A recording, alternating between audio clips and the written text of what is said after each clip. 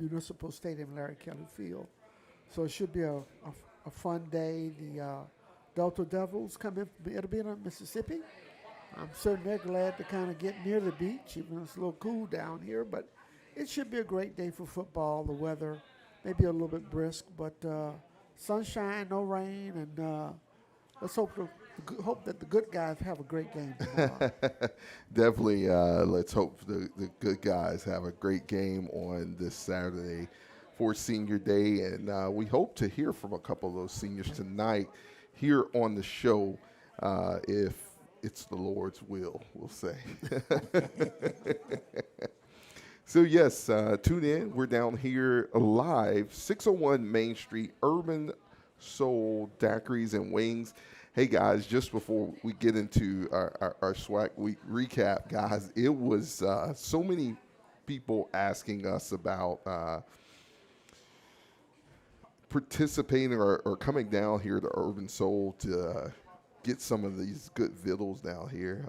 And I know a couple guys came down. I know one of your frat brothers, he said he went one night and he was coming again another night. And so, Willie Jackson, same thing. So if you haven't been down here, you're missing a treat. Great New Orleans cuisine here at Urban Soul. Great daiquiris, great ginger ale also. So, and all kind of drinks and definitely good food. And if you do miss it on Saturday or aren't able to make it out before the game, you can stop by our tailgate, which we will advertise a little later. Man, how was that tailgate for you guys on Saturday? Exhausting. It was great, but it was exhausting. It was.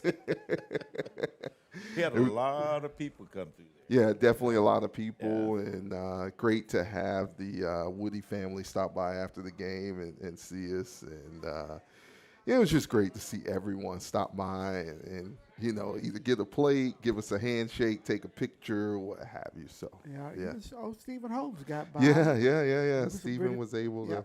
Pretty busy guy moving around, and was here on a shortened weekend, is what he said. And so got a chance to see a lot of folks, man. It was just a typical homecoming, and seemingly much more organized than last year. Yes, definitely. Things went a lot smoother, and the crowd was a lot more mannerly, if you would. And, man, it was just great atmosphere. Yeah. Great atmosphere from start to finish, even, during the game, after the game. And, just a lot to behold. So definitely a lot to behold. Guys, that'll take us right into our SWAC Week recap.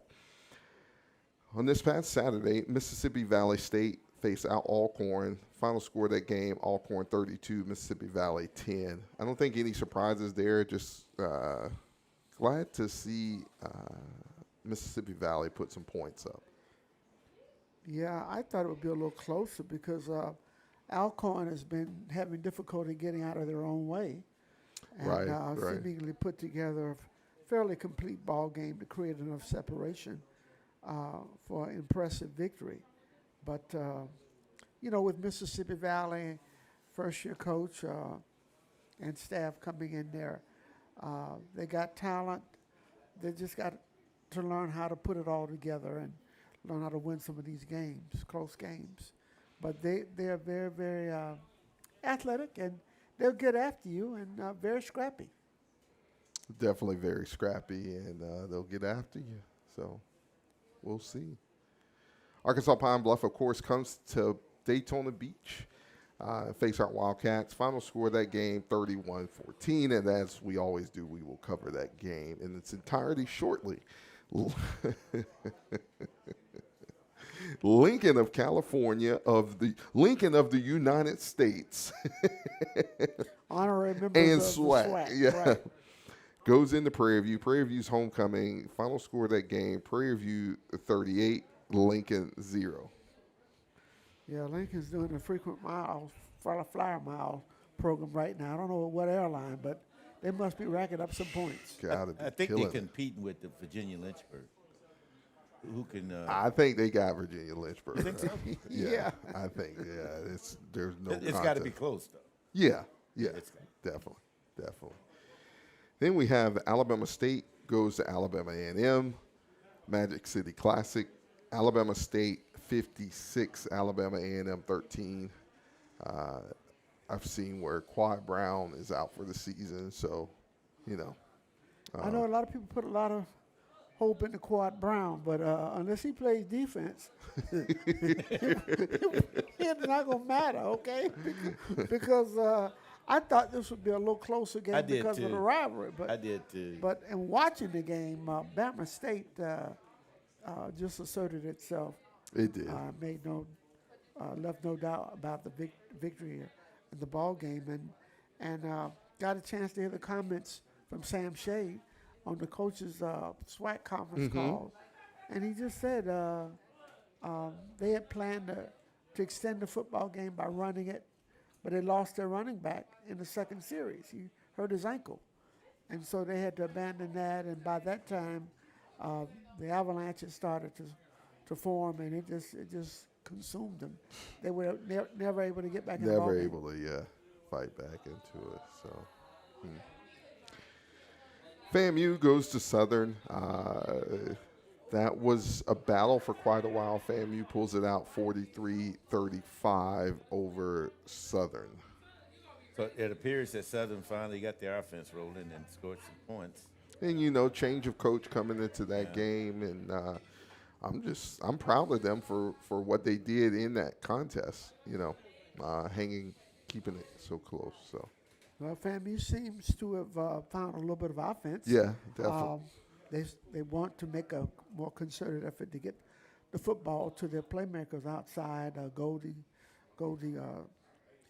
Lawrence, the young man who transferred from FSU. He's out of Seminole High School. Right. And he had a big game, 95 yards of reception. So that was a total explosion for FAM in the fourth quarter. Scored 28 points in the fourth quarter.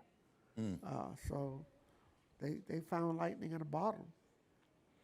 There is one rattler out there who's definitely not happy, and that's Bobby Swoop. Don't talk to him until the season's over. Right.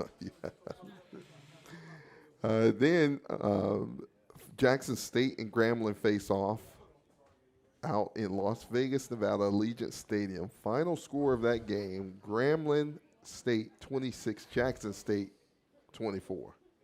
Well, I don't think anybody really saw that coming except deep inside the SWAC between those two schools, especially Grambling. Right. Oh, yeah. They was pretty confident. Grambling says, we used to beating Jackson State.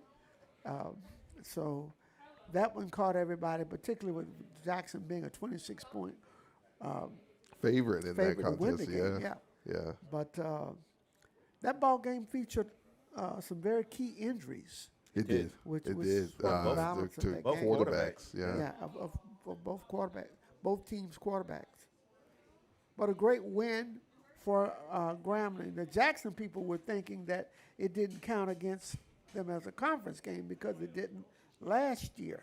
Right. When Grambling beat them. But this year, it counts. Oh, it counts, buddy. Yeah. So now the Jackson State people are realizing that, and they have very little margin for error. Yep. Right. Definitely. So that wraps up our SWAC week recap. That'll take us right into our Pro for Sports Management SWAC week schedule and rankings. Alabama A&M goes into Grambling this Saturday, 2 p.m. kickoff there in Grambling. Alabama State goes to Prairie View, 2 p.m. kickoff in Prairie View, Texas. I was asked before the show, who do I think pulls that game out? And I'll let you guys expound a little bit on it and what you think. Actually, I think that score is going to be the same score that Alabama State beat Alabama A&M. Because I don't think, it's just my opinion, that Prairie View has played the type of scheduling Alabama State has played. But we'll Understood. see. We'll see. The West. Yeah, in the we'll West. see. Yeah. We'll see. I think it's going to be a little closer. I think this comes down to, if I had to check off the boxes, I'd definitely give the coaching favorite status to Prairie View. And as I said last week, I think that Coach Tremaine Jackson is coaching his team into as the season has progressed, is coaching them into being a formidable opponent. So this game could get a little bit closer. One thing is for certain, for Prairie View to have a chance, their defense is going to have to be stout and limit Andrew Body. The conventional book now, Body's a great talent, but he's been beating people because of the running attack. Right. Yep. Right. Right. Should be interesting. Make sure you go and share the Gridiron Show with all your friends and family. We're streaming on Facebook and YouTube, Hail Wildcats Gridiron Show. So make sure you go share that out. Then we have Alcorn State going and facing Texas Southern. That's a 2 p.m. kickoff in Houston, Texas. I think, for me, I think that's a toss-up, too. For me, that's the way I see it. I just don't see that being a really blowout. Right. What do you think, Larry? We saw Pine Bluff, and they have some talent, and defensively they're decent. I'm just worried about Southern, even though they made the coaching change. And I hope Coach McNair doesn't let these guys pack it in. But they're playing for nothing but pride right now. And sometimes it's kind of hard. You never know what you're going to get in that respect. So I think you have to favor Pine Bluff. But if Southern can unlock that offense a little more, as they showed last week, maybe it will be a pretty good game. I don't think it's going to be a blowout either way. I think it's going to be a touchdown game. Okay. Then Southern goes into Arkansas Pine Bluff. That is a 2 p.m. kickoff in Pine Bluff. So I was referring to the Southern Arkansas game, but I missed the Texas Southern Alcorn game. I definitely favor Texas Southern against Alcorn. I really think that bodes in TSU's favor. I think they're the better ball club. Right on. Right on. And then, of course, the Mississippi Valley State Red Devils come into, or Delta Devils come into Daytona. That's a 3 p.m. kickoff here in Daytona Beach, Florida on this Saturday. Make sure you're there. I'd love for everyone to be there by, let's just say 12:30. Yeah. So they could participate in the Legacy Walk and cheer on our guys, our last home game of the season. And hopefully we can continue this home stand and, go undefeated at home. So that's our big goal. That is the goal. And then Jackson State goes down to FAMU. That is a 7 p.m. kickoff there in Tallahassee. And the Rattlers are counting on Bragg Stadium to be jumping on Saturday night. Very interesting ball game because Jackson now will have to play one of either two freshman quarterbacks who both played the second half of that game against Grambling. So look for the playbook to be watered down and watch for Jackson to try to shorten the game by really running the football. If Florida A&M can find some offense and generate some points, it could force Jackson State's hand a little bit, and they may put the ball up a little more than they would care to. They really want to lean on the run because FAM has struggled stopping the run. That's exactly what Bama State did. They just ran the football on Florida A&M. So we'll see what happens. Sometimes you get magic in Bragg Stadium at night, and I tell you right now, with this rivalry game, and FAMU, which thought they had no chance at even being in the consideration for Celebration Bowl a couple of weeks ago, they're letting all the chips ride on this ball game. They are. They truly are. So we'll see. We'll see. That'll wrap up our SWAC week schedule. That'll take us right into our FCS rankings for the SWAC. At number 38, Grambling State comes in at number 38. They were previously 55. Prairie View comes in at number 40. They were previously 44. Alabama State comes in at 42. They were previously 48. Jackson State comes in at 45. They were previously 22. Texas Southern comes in at 59. They were previously 51. Our Wildcats come in at 65. We were previously 64. FAMU comes in at 94. They were previously 102. Alabama A&M comes in at 102. They were previously 91. Arkansas Pine Bluff comes in at 116, previously 107. Southern University comes in at 121, previously 110. Alcorn State comes in at 127, previously 129. And Mississippi Valley State rounds it out. They come in at 129. They were previously 122. So that is our power rankings. That'll take us right into our SWAC standings, which is becoming so important now that certain things are happening. And, yeah.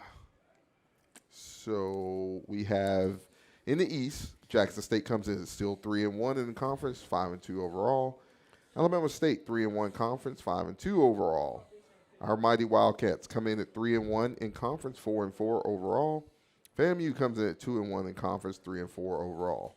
Alabama A&M 1-3 in conference, 4-4 overall. Mississippi Valley State 0-3 in the conference, 1-6 overall. In the West, Prairie View comes in at 4-0. They're 6-2 overall. Texas Southern 3-1 in conference, 4-3 overall. Grambling State 2-2 in conference, 5-3 overall. Arkansas Pine Bluff 1-3 in conference, 3-5 overall.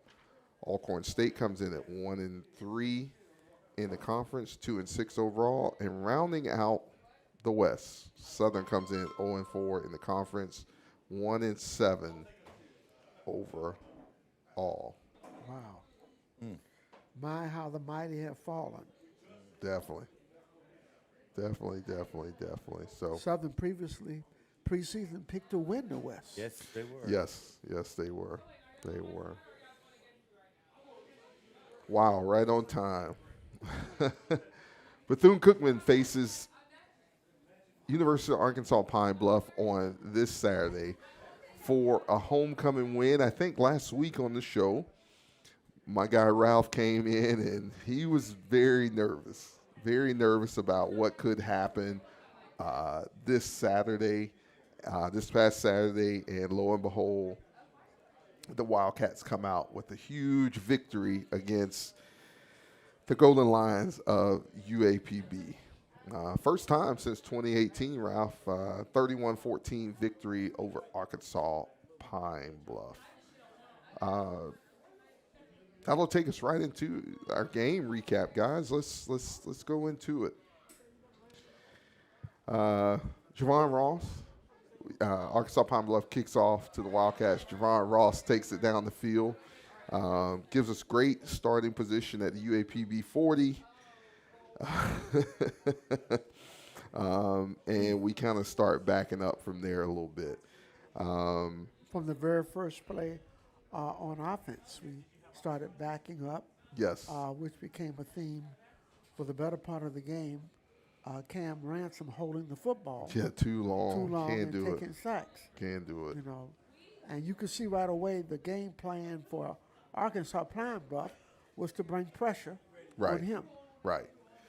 And we'll cover that here shortly because it was said that, you know, we'll go over what was said by the Arkansas Pine Bluff guys. Finally, midway through the first quarter, Cam Ransom goes in with a tush push to put our Wildcats up 7-0 with Juan Dominguez knocking it through. Both offenses continued to sputter. It seemed like it was going to go down to the wire in that contest. We go in the second quarter, like 7-0. Adrian Hall forces a fumble against UAPB. We cannot execute, can't score off of that. Our offense is still, malignant. They were ready for the game plan we came in to that game with, which was pretty much just keep it simple, ground and pound. Again, we're overthrowing guys who are open, not getting the ball, to wide open guys. They're falling short of our guys. But Cam really looked distracted. Freshman-ish, he looked distracted from homecoming. Yes. He clearly not his best ball game in any shape or fashion, and it took him a long, long time to start to figure it out. Because it almost looked like he was trying to play hero ball. Yep. It did. And that's not what has been the recipe for our success. But you get seniors on homecoming, their last homecoming. You never know. You never know what you're coming get. off an off week, Yeah. and it's You just never know what you're gonna get. that actually could produce trap game. Yeah, But that was my concern, though. I mean, you got an off week coming into homecoming. Right. Not good. Yeah. And I personally, I don't think Cam was seeing it right. And, my thing was, let's pull him out for a series, put Tim in because he's not seeing it right. I mean, because he hasn't held the ball like that since last year he did it a lot. I haven't seen that really much this year. But he was just holding on to it like he wasn't seeing things. So then we go back to punt, get our punt blocked pretty much right at our end zone. The Golden Lions go in and score, tie the game up 7-7. Our Wildcats come back out. We on a 9-play, 65-yard drive. Ali Scott Jr. takes it in for a touchdown up the gut. We get a little breath of fresh air. Go to halftime. It's 14-7 at halftime. I'm sure there was some chewing out in the locker room about what's going on. You guys better get it together. This cannot be another homecoming loss. Not with the momentum that we've had. Come back out. Seems like the tempo changed in the second half. Our Wildcats make it 21-7. We get the ball at UAPB's 43-yard line. That man, Kamani Robinson, 22-yard rush. And then Cam Ransom runs it in himself off of. We've been waiting for him to, pull the ball and get in there because it's been open for us since the Florida Classic. Pretty much. That veer play that we ran on 4th and 1 in the Florida Classic, we pulled the ball. He scores on that play. So, yeah, we've been waiting on that for quite a while. UAPB, they don't fall away. They come back. They score a touchdown to make it 21-14. We go up. We go flea flicker, 53-yard pass to Josh Evans. And then Kamani Robinson goes into the end zone. We go up 28-14. And then Juan Dominguez knocks in a field goal from 25 yards out to make it 31-14. We go down the field, and that's where it was said that the offense was, or our offense was shut down. But at that time, we amassed 400 yards of offense. Didn't throw the ball at all in the fourth quarter, and our Wildcats win 31-14 in front of our homecoming crowd. Cam Ransom finishes the game 13-20 passing for 170 yards. He had 13 carries for 28 yards on the ground, 2 touchdowns. Kamani Robinson was our leading rusher. He had 9 carries for 62 yards and a touchdown. And we had 6 different guys rush for over 25 yards in this contest. So what we did was originally come out bully ball. And for a while, the bully ball didn't work. We went up tempo, and then it works out for you. Johnny Harris broke up 3 passes. Steven Sparrow led the team with 9 tackles, including a half tackle for loss. And then Jalen Lewis, man, number 21 was all over the field. He had 2 sacks on the day, which were critical at the times that he had those sacks. Yeah. They were very critical for us. Very timely, and he's proven to be a very, very big impact player. When we do send him on the blitz, he knows how to get the quarterback to the ground. He really does. And that was really good to see. I just don't think that we came out of the locker room with any fire when I say fire, I mean, you have to kill a gnat with a sledgehammer. Yes. Okay. I don't know this is a fact, but I know Raymond, Coach Woody was playing against one of his friends. But, you got to lead out. That has to, y'all have pleasantries at the end of the game, not during the game. And I just thought that we played down to the competition, and we did not play with the sense of urgency that we've been playing with. And those things happen. But now you get Mississippi Valley coming in, and guys, I'm not trying to get ahead of myself. We're going to talk about the game. But we're getting ready to play the most significant November football we've had to play in 20 years. Yes, indeed. Everything's right there in front of us. And if we go into November and do what we're capable of, this could have a storybook ending. But again, if you're not dialed in, if you're not focused, if you're not playing your A game, if you're not being,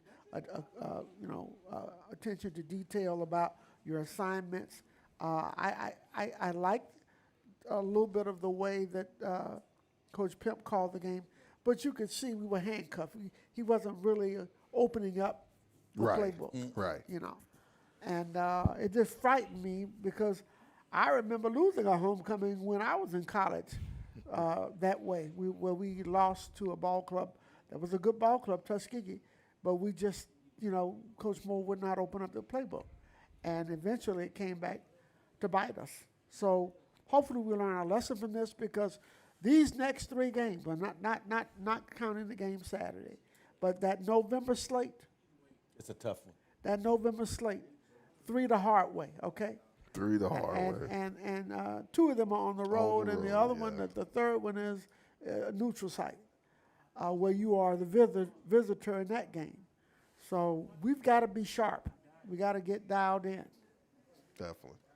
That's what my feelings were prior to the open week. I thought we were pretty much dialed in. And I was afraid if we had an open week that we would lose some of that intensity. And that's what I saw at the game. It didn't appear to me we was as sharp as we had been the last couple of games, that we were just going through the motion.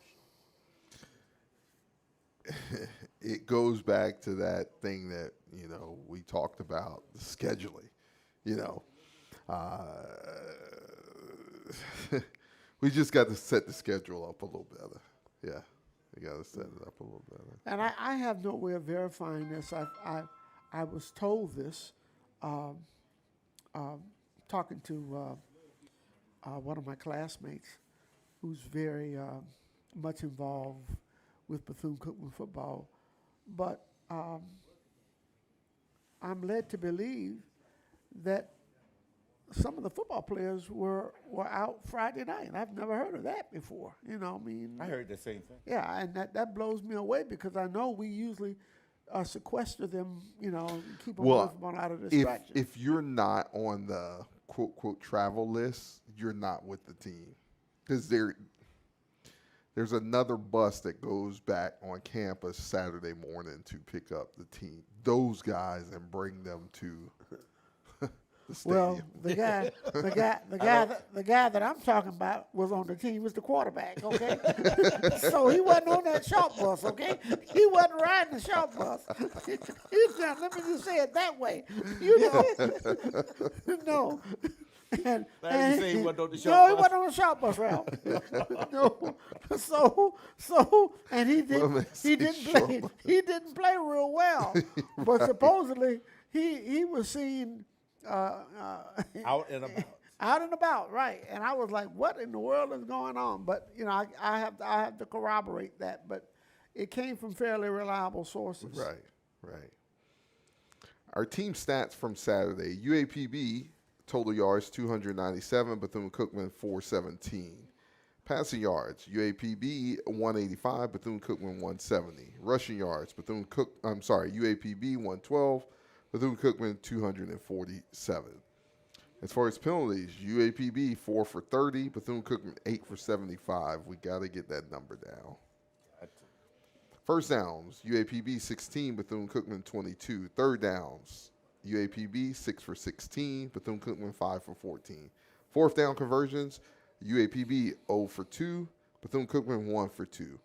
Total time possession, UAPB 26 minutes, 16 seconds, Bethune-Cookman 33 minutes, 44 seconds. All right. You guys ready? It's that time. It's grading time. Join in with us online to help us grade our positions and then our teams. And so without further ado, we will start with our quarterbacks. Ralph. So I'm going to give the quarterback a C. All right. I would agree. You would agree with the C? Really? Yeah. Because I was going to give him C minus, but since you agree with the C. Yeah, I'll just leave it at C. Because, I mean, so Miss Emma says, I don't think so, Larry. I saw him get on the team bus on Friday, but there are cars that pass by that hotel. Yeah. Oh, boy. And we'll just say it like that. And guys do know how to break out of Alcatraz, okay? It's not that hard. But, Yes, indeed. I'll just say, Larry said they broke out of yeah, Alcatraz. really, because, the way it was told to me, I won't go deeply, but it was definitely the quarterback and one of his compadres, and they were seeing in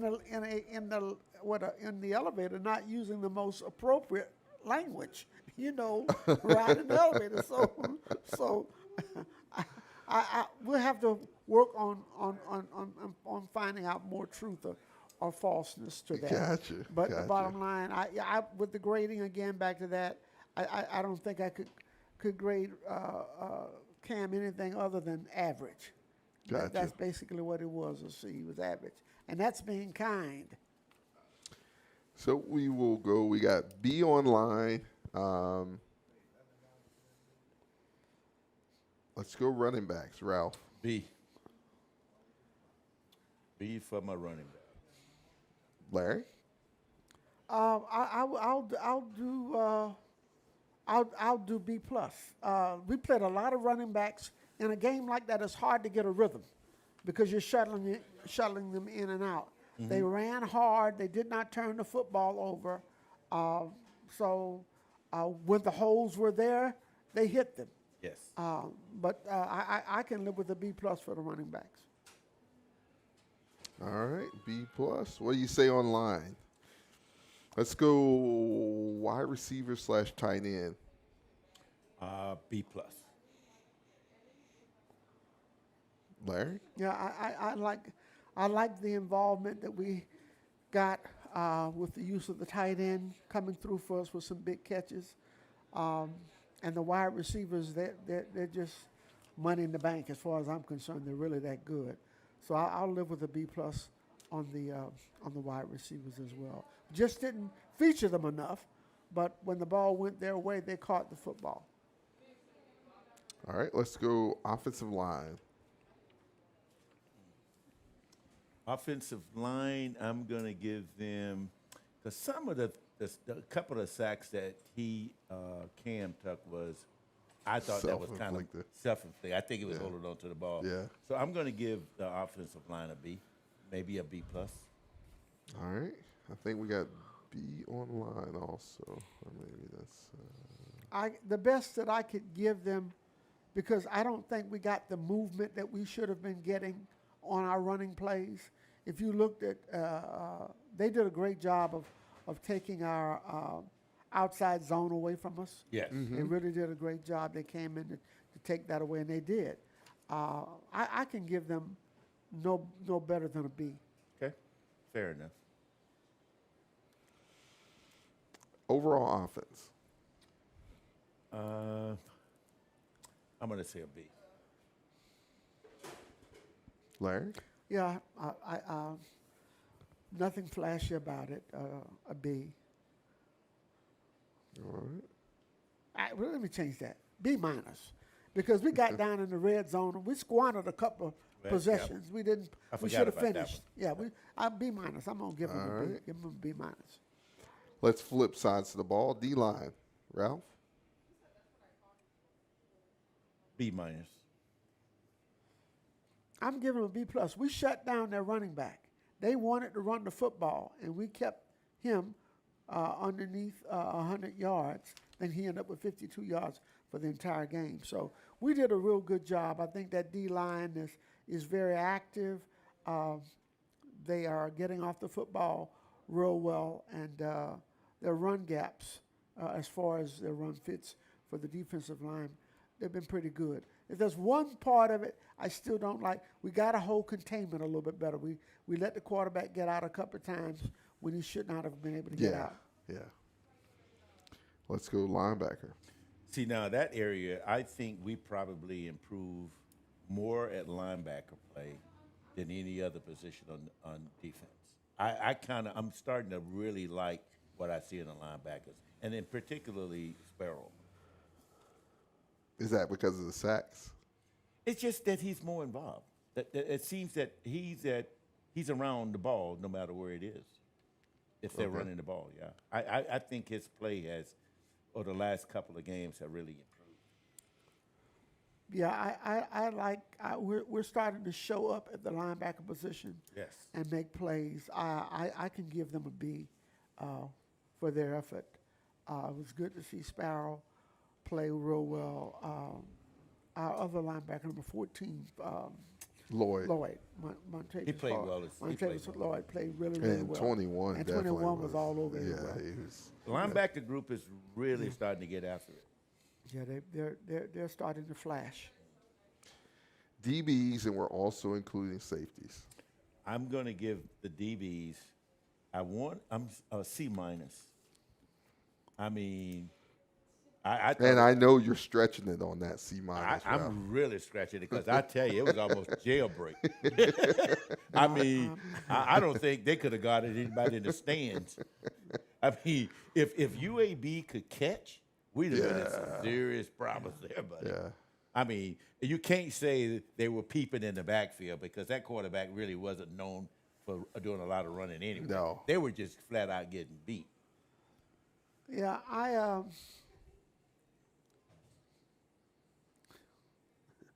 let's just say the force was with us.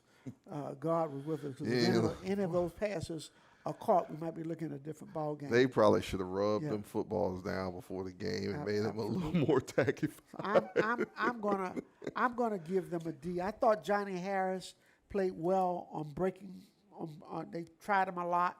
He broke up a lot of passes, but we got beat off of the line of scrimmage too easily. Too easy. He And was so- always trailing. Yeah, always trailing, and we were just fortunate, as Ralph said, that they didn't have sticky fingers, because if they had, they would have really created a problem for us. So I'll live with the D there. We got a B minus on line. Our free safety isn't helping over the top. Well, he's a part of the back. So Yeah. I mean, they just didn't play well Saturday.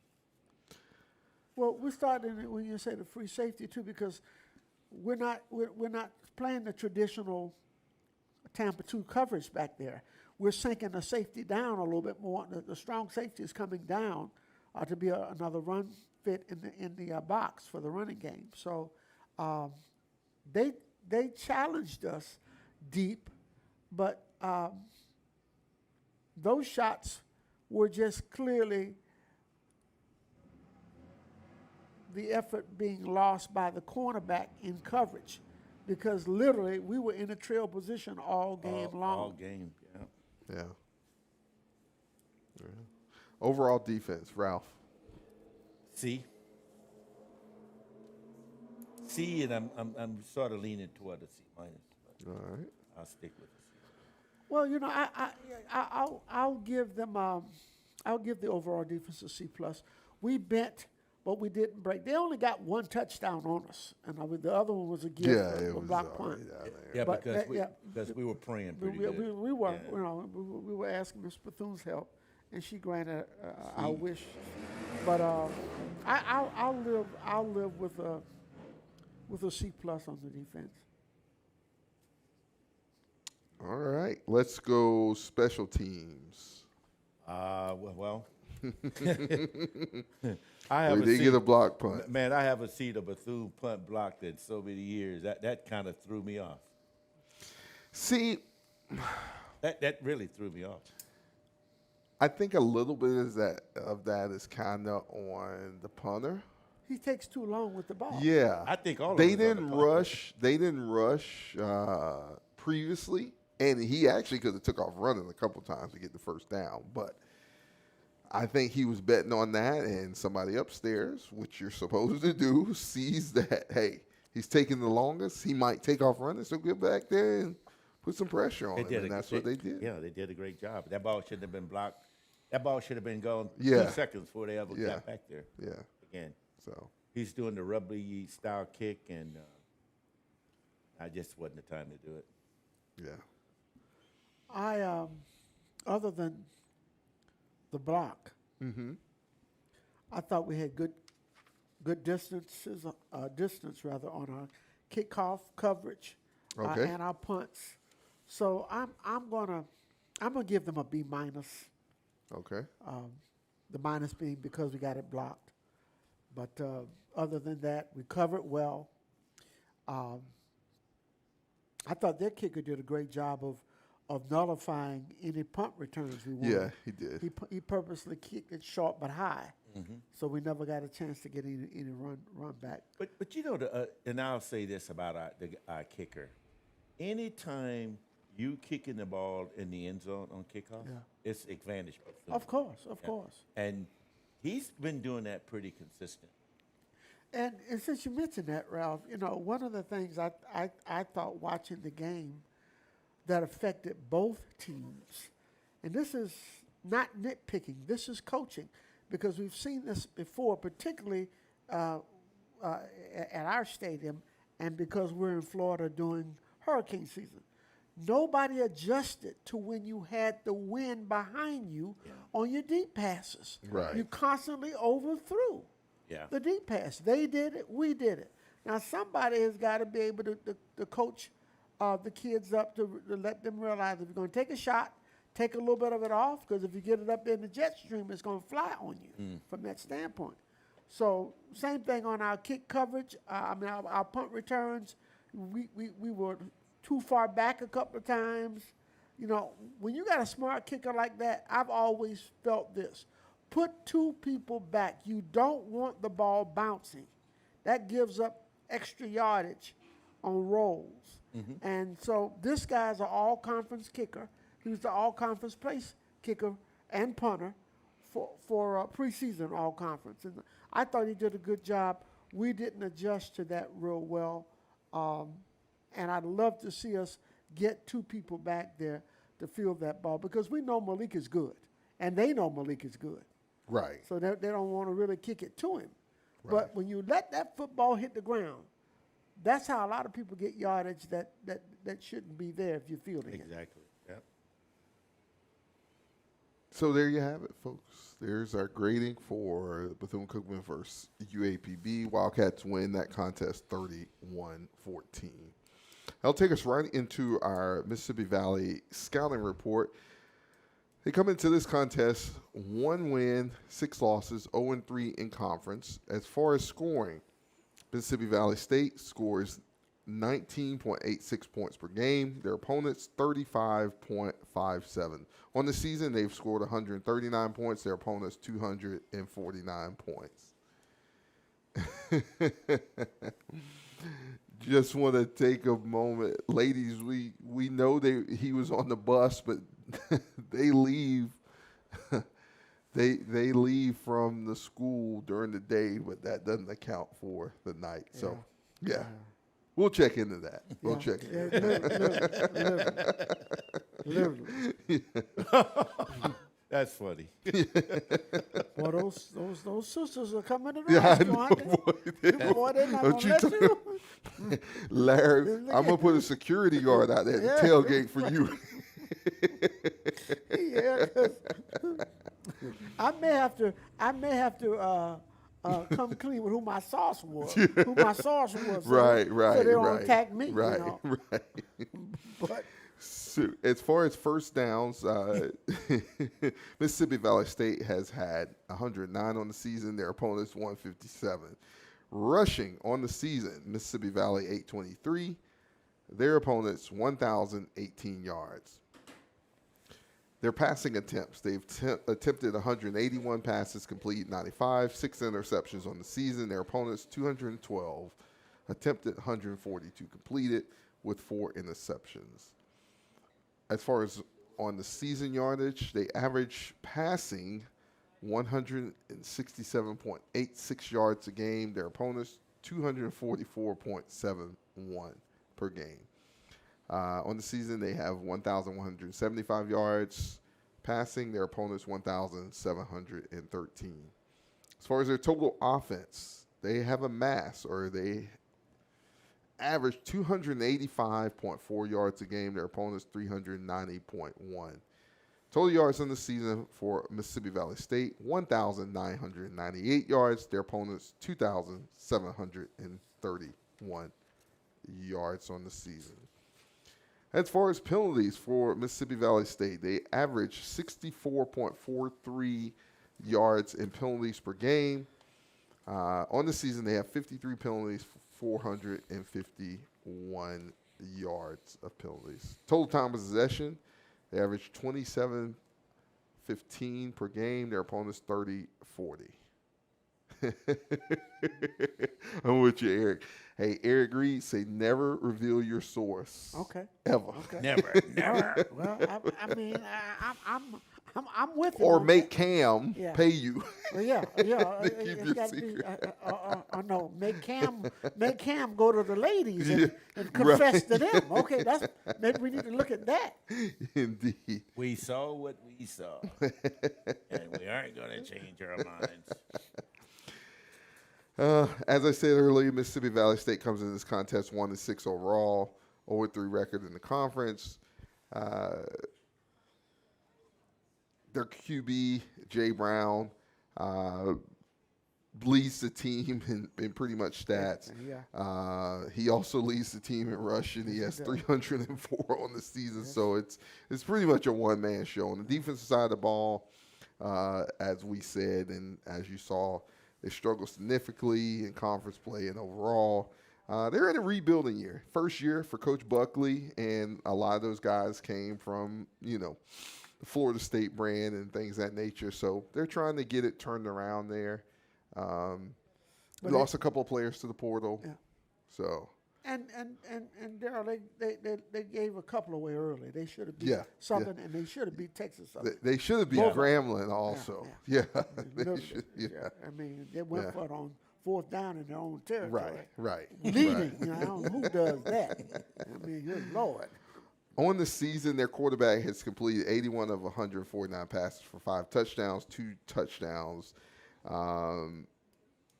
As we said, Brown is their leading rusher, who is also their quarterback. Can't really stop anybody, but that's not to say that they won't show up on this Saturday. They always show up. Yeah. They just don't have enough ammunition. Right. But they show up. Yeah. I mean, because they were giving Alabama A&M fits when they played them. Right. And then eventually, as the game went along, they got tired or didn't have the head count to keep up. But again, I mean, as you guys said earlier, these last 4 games is going to make or break us. And we could come out of this, we take care of business, we could actually end up in Orlando, Atlanta. Could. We got I mean, the skies that open up, and all we got to do is walk through. Well, guys, one of the things we've been very, very blessed with this year, and we hope that will continue, we've been able to escape the injury bug. Yeah. Big time. And you look at what's happening in this conference that has changed the landscape. Now it's because of untimely injuries yeah. to key people. And so let's just hope and pray that we continue to benefit from good favor when it comes to health. That's in that interesting, regard. Larry. I have forgotten all Yeah. about that. Yeah. We haven't had any really nothing. serious injury to any of our key players, Right. which is a blessing. And we need to keep that, if we can, in our corner moving forward. But you don't underestimate Anyone. Anybody. No. anyone. And this is senior day. These guys, you want to send them out the right way. They want to play well, I'm certain. And hopefully we'll get that kind of effort Saturday. From the games you've watched with Mississippi Valley, what is there anything they do well, Larry? Well, one of the things, they want to get you into ugly football game, Right. okay?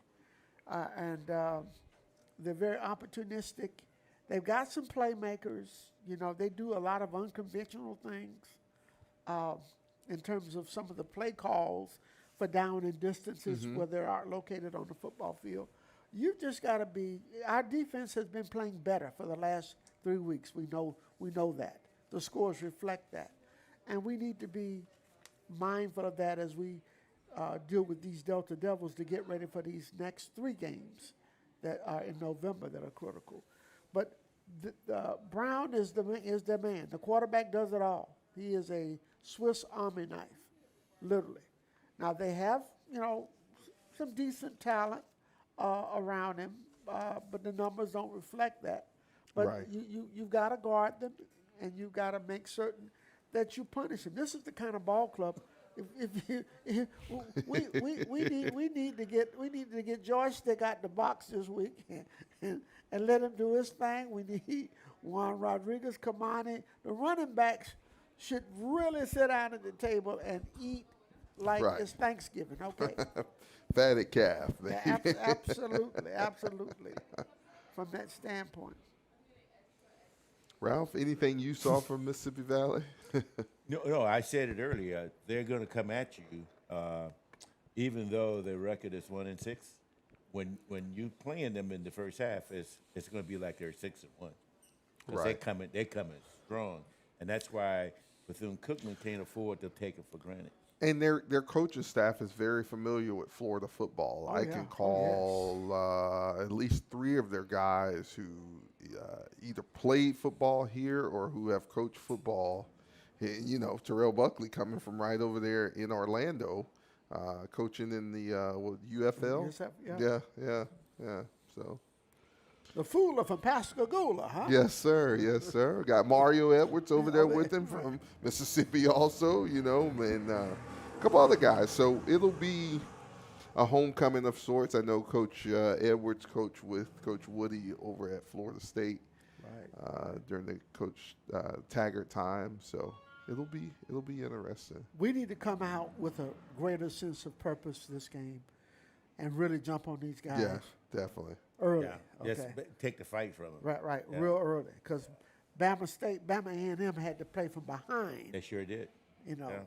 They caught up just before halftime, but the whole first half was dominated by Mississippi Valley. That's my point. Right. I just don't want us to come out like we came out Saturday. No. And I don't want the defense coming out of the prevent. Right. That's at times that's what I thought they were doing in the first half. And guys, this is really a game. If you play it the right way, this is a game that Timmy McClain should get some playing. Oh, time. quite This is a bit. chance to get your backups. Right. some Because you go veterans, into, like you said, absolutely need live reps. yeah, Meaningful because you're reps. going into, what I'm saying, You're going into battle paint Yeah. on from, Yeah. after this game. the next 3 is it's going to be difficult. Yeah. It's going to be extremely difficult. That'll take us right into our Alpha 1 staffing, Bethune-Cookman versus Mississippi Valley State game plan. Ralph, give me your game plan for Saturday. I'm going to pound the ball. I'm going to go up-tempo offense. And I'm going to take my defense out of prevent and play heads-up ball. Okay. Larry? I'm going to lean on the run early. I wouldn't mind taking a couple of shots up top because they will gamble, jump some routes, so some double moves. Malik is phenomenal. You give Malik a short ball, he'll make you miss and run off and leave you. So get the ball to the playmakers, but lean on your running game. Let's get these. It's the deepest room one of the deepest rooms we have, and so let's ride those guys and let's get that offensive line some work so they can some run block work, so we can really get them in. You're gonna need that. It down the stretch. Down the stretch, you're gonna need that. So they need some timely reps moving that football on the ground. Guys, my strategy first on offense, attack through balance. I would maintain a 55-45 run pass split. Make sure you keep their defense honest. Make sure you keep them honest. Hey, we're one of the top few teams in the SWAC, top 4 in the SWAC, that, we have both rushing and passing. You never know what's going to come at you, so you got to explore them like that. But as we showed Saturday, you can pound on these guys. As we said against other teams, bully ball. You just bully ball against them. And that wears them out because they don't have the depth. Yeah, they do not have the depth, nor the size to hang with that. The balance offense prevents them from keeping us one-dimensional. And once they key on one thing, we're hitting them with that, and then you flip bobbing back and forth, and they just get worn out and tired. Got to make sure we execute, run. As you said, inside, outside zone. We got to establish the tempo. Once we establish the tempo Saturday, things went the way we know for them to go. We got back in the sync that we know our team to be. Yes. Let's go, and you mentioned him just now. Let's run a little play action. Get Malik active. Get Jenkins active. He touched he had one touch Saturday. He only had one touch. Yeah. Wake up the JarHead Ross. Yeah, I mean we really didn't use our Ricky Shaw didn't really get many touches. We didn't use the wide receiver room. We really didn't. And I think that was part of our game plan, but you got to use them a little more. But within that, our quarterback has to hit those guys too when they're there because they were open. They were open. You got to, you got to make it get to them. We got to make sure. We got to motion and run swings to our backs. There were numerous times when we were held onto the ball too long. Our backs were wide open out in the flat and everything that we could have got it out to them and leaked them out. And everything does not have to be the home run. Check it down. Right. Check it down. Target their weak coverage. They're going depth-wise. They're going to give you weak coverage because, as we said, we have the best wide receiver room in the SWAC. Yeah. So maybe in the country. Yeah. So this is clearly if you're going double slot 4 wides. Right. You with Malik and Javon in the slots. You're going to get matchup problems because they're going to be on safety. Yes. Yeah, okay. Yeah, so you take your chance any day of the week. Yeah. With that. Yeah. We got to look for RPOs, slants, first and second down. Do something that is, I don't want to say out of the ordinary, but give them a mix of a little stuff. We ain't talking about, and I mentioned to you on Saturday, I said, looks like Pimp went and got that other bag out of the locker room, and he's in his bag now. But, get that bag that it's something that, is simple, but yet it's deadly, I think, Daryl, we got those receivers you're talking about. But the gentleman that's very scary is Josh Evans. Yes. Because there's not a lot of tape on him. No. But he is a real problem. As he showed on that pass. On that flea flicker. Flea flicker, He can go get it. Yeah. He is the man. I mean, that guy was pretty much hanging on him. And then when he caught it, it took 4 of them to stop him from going to It's a big man. Yes, sir. It's a big man, you know. And we haven't really seen Ricky Shaw. We really didn't. We haven't really. I saw more of him leaving the stadium talking with his mom and dad. They were standing up downstairs. Man, you know, with our quarterbacks, we got to take 2 to 3 deep shots down the field. I'd say per quarter, man. Go at them. Go at them to keep them, you know, keep those DBs guessing, man. And then when they're guessing, they're going back up because they're thinking you're going home run ball, and then whoop, it goes right underneath you them. go short, and you yards have to catch. Yeah. You know, we got breakaway guys who can. They got enough wiggle to get free, and they can take it to the house. Yeah. Yep. So basically, what you're describing, we got to play BC ball. Yeah. We got to play Bethune-Cookman ball. Good Bethune-Cookman ball. Yeah. Good Bethune-Cookman ball. Then on defense, guys, their man is the quarterback. That's it. And we know that going in. I mean, their man is the quarterback. Should be able to guess again. So, you know, And he's running for his life Jalen most of the Lewis time. might have a heck of a, you know, Go get literally. Send pressure all his way. American game, you know. That's right.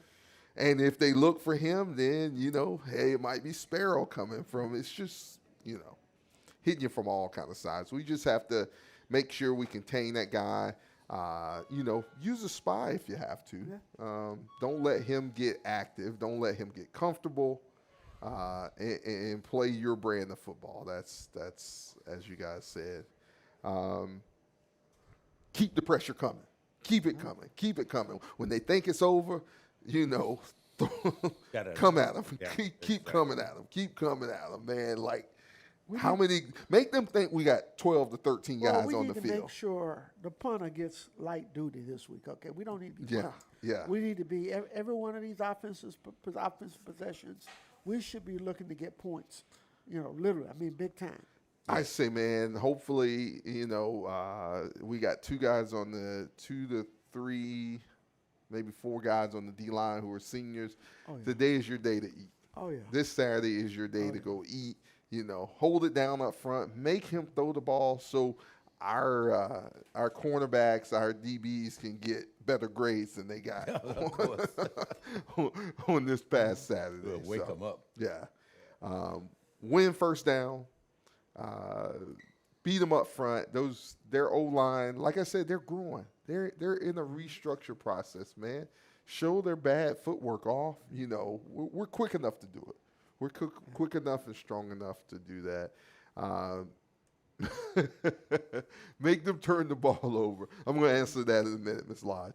Make them turn the ball over, you know, and capitalize off those turnovers. Capitalize. We had a fumble the other day that the defense got back for us, and we didn't do anything with it. That's not our type of football. Right. That's not our We type got to of play football. BCU. Yeah. football. We got to reward each side of the ball. You know what I'm saying? So, And be very opportunistic. yes. Normally, when we get a turnover, we cash it in, and we need to be certain to kind of get back into that. I guess what I'm saying, guys, even though we won 31-14, I want to wash that out of my system, okay? Right. I want to right. see. I feel you. I want to see what. I'm going to tell him, hey, man, I know you might know T-Buck and those guys over there, but they don't like you. They're your enemy. Right. You don't have no friends over there, right? Okay. Guys, here's a stat that I'm sure maybe our fans don't know. Bethune-Cookman has the SWAC's #1 punt unit. We average 43 yards per game, 38.9 net in punting the ball, except for the block on last week, which Block kind of brought our average. Yeah, Yep. It did. We got to get that changed. Pin them deep. Pin them deep. Make sure we pin them deep, and let our guys go eat.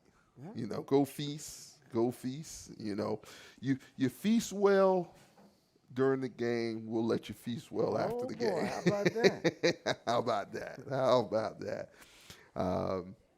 And I expect our returners to have a big game. You know, as we said, Javon started off the game well on this past Saturday. I believe we will be able to do that the whole game on this Saturday. So You know, I thought was what I thought was interesting by putting Rodriguez in as the second at the short. receiver, yeah. No, I'm talking about a kickoff. Oh, okay. Yeah. Up back. That- Another up back. Yeah. that was. I thought that was an excellent move. And he returned the ball well also. Yeah, he did exceptionally well. I thought a couple of those he almost broke. So, guys, if we just do all of that, you know, limit them from scrambling, you know, take away tackling, you know, make sure we tackle in space. Don't let that guy get a step on you because, you know, these guys can be wiggly. They don't have the Nathan Rimbert, you know, anymore, but I'm sure they're trying to find the next Nathan Rimbert on that team. So, you know, make sure you close all those lanes down. Get them on the ground. Get them on the ground. Don't let them push forward. Don't let them push, none of that. Just be that man. Wrap those legs up. Get him down on the ground. Let's get back 3 and outs. We want to be healthy going into November. Yes, definitely. So we want to get in there, get it done, and Get out of there. Let everybody play. Right. Let everybody play. Yep. And get ready for November. November is going to be extremely interesting. It's going to be a battle. Yes. It's going to definitely be a battle. So, guys, I mean, I'm going to take a pause and a timeout. Ralph, we got an interesting question online, and I don't know how to answer it. And I let Larry answer. I think her name here is Miss Wesley Lodge. She wants to know where's Black Tony. Oh, Lord. Because I thought we were going to get through this. That's West Steve. West Steve is asking the question. She want to know where all the players are. You know? I was hopeful that we were going to get through this tonight. I bought ginger ales for everybody. We were in good shape. Hey. Nobody had said anything. The weather changed. I said, we're going to make it. Oh, my goodness. We like making our viewers happy. But unfortunately, Walter Lamar is nowhere to be found. I'm going to tell you what, I think this is the problem with Walter Lamar. So he had a job at the tailgate on Saturday, right? And did he do his job? He did an excellent job. He did an excellent job. But he said his job is only once a month, not every Thursday night. So hopefully before our shows end for the year, we can have a Black Tony, a.k.a. Walter Lamar sighting. Walter Lamar. Instead of on just Saturday. You think? Yeah. I have this image from Saturday in the kitchen at the tailgate, where 2 of our trusted workers were holding pork chop sandwiches. Boy, look at here. In the kitchen while directing people. I said, I'm not believing this. Larry, you say that, and I believe those guys could have been standing in fire ants.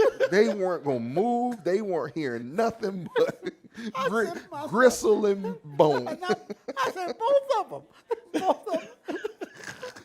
And they had the audacity. I thought they were playing what? They were bootlegging it. Yes. They were hiding it on the hip. You know? I said, wait a minute. What is wrong with this picture? In the kitchen. So, Miss Lodge, CC was the, I won't call him the cashier. Let's just say he was, you know what? He was the major D. Yeah. if you ever rode Greyhound, like back in the day when you hand your ticket to the bus driver, he, punched the hole in it. That was CC on Saturday. He made sure you had your ticket and that you were supposed to be in line. And if he didn't, he'd walk over there and like, hey, you see that person standing back there? They suppose they could. You know what I'm saying? Hey, let me tell you, our equipment manager, young ladies, almost didn't eat on Saturday because they came in line and he was like, Black Tony didn't recognize the uniform. No, sir. He was like, are they supposed to be? Boy. He did an excellent job. He did a great job on Saturday. But that still don't excuse him from tonight. So, we'll go out and find Black Tony. Black Tony, if you're out there into the listening area, we want you to call in when it's time. Let the fans know that you're okay. At least Black Tony, the real Black Tony, does call in, right? He always calls in. He calls in and I can't come to work for this reason. Our Black Tony just being. He just don't show up. Don't call. No don't show. Text. Miss Just Lodge, don't show. Miss Lodge, do you see what you have started? These Show. guys were on point. He gonna show up Saturday and have a pork chop in his mouth. Boy, I'm telling you, this is bad. We love you, Walter Lamar. Little Walter. Looking forward to seeing you on Saturday, big guy. We know you'll get 5 or 6 calls after the show is over, and, so. Yeah. Oh, my goodness. You called him Little Walter. Little Walter, man. That's who he is. Hey, he held his job down. He had that little duffel hat on, man. I'm telling you. No, it was great. It was great. If you missed our tailgate on this past Saturday, you missed a treat. But we're gonna run it back on this Saturday. We'll be on the lake. Don't know which spot because they always They move us. They shuffle us around. Boy. Looking for the invisible name. Yeah, we have to fight for the right to tailgate. Until they taste our food, then it's like, oh, everything's forgotten. You guys can have my parking space too. Oh, God. Yeah.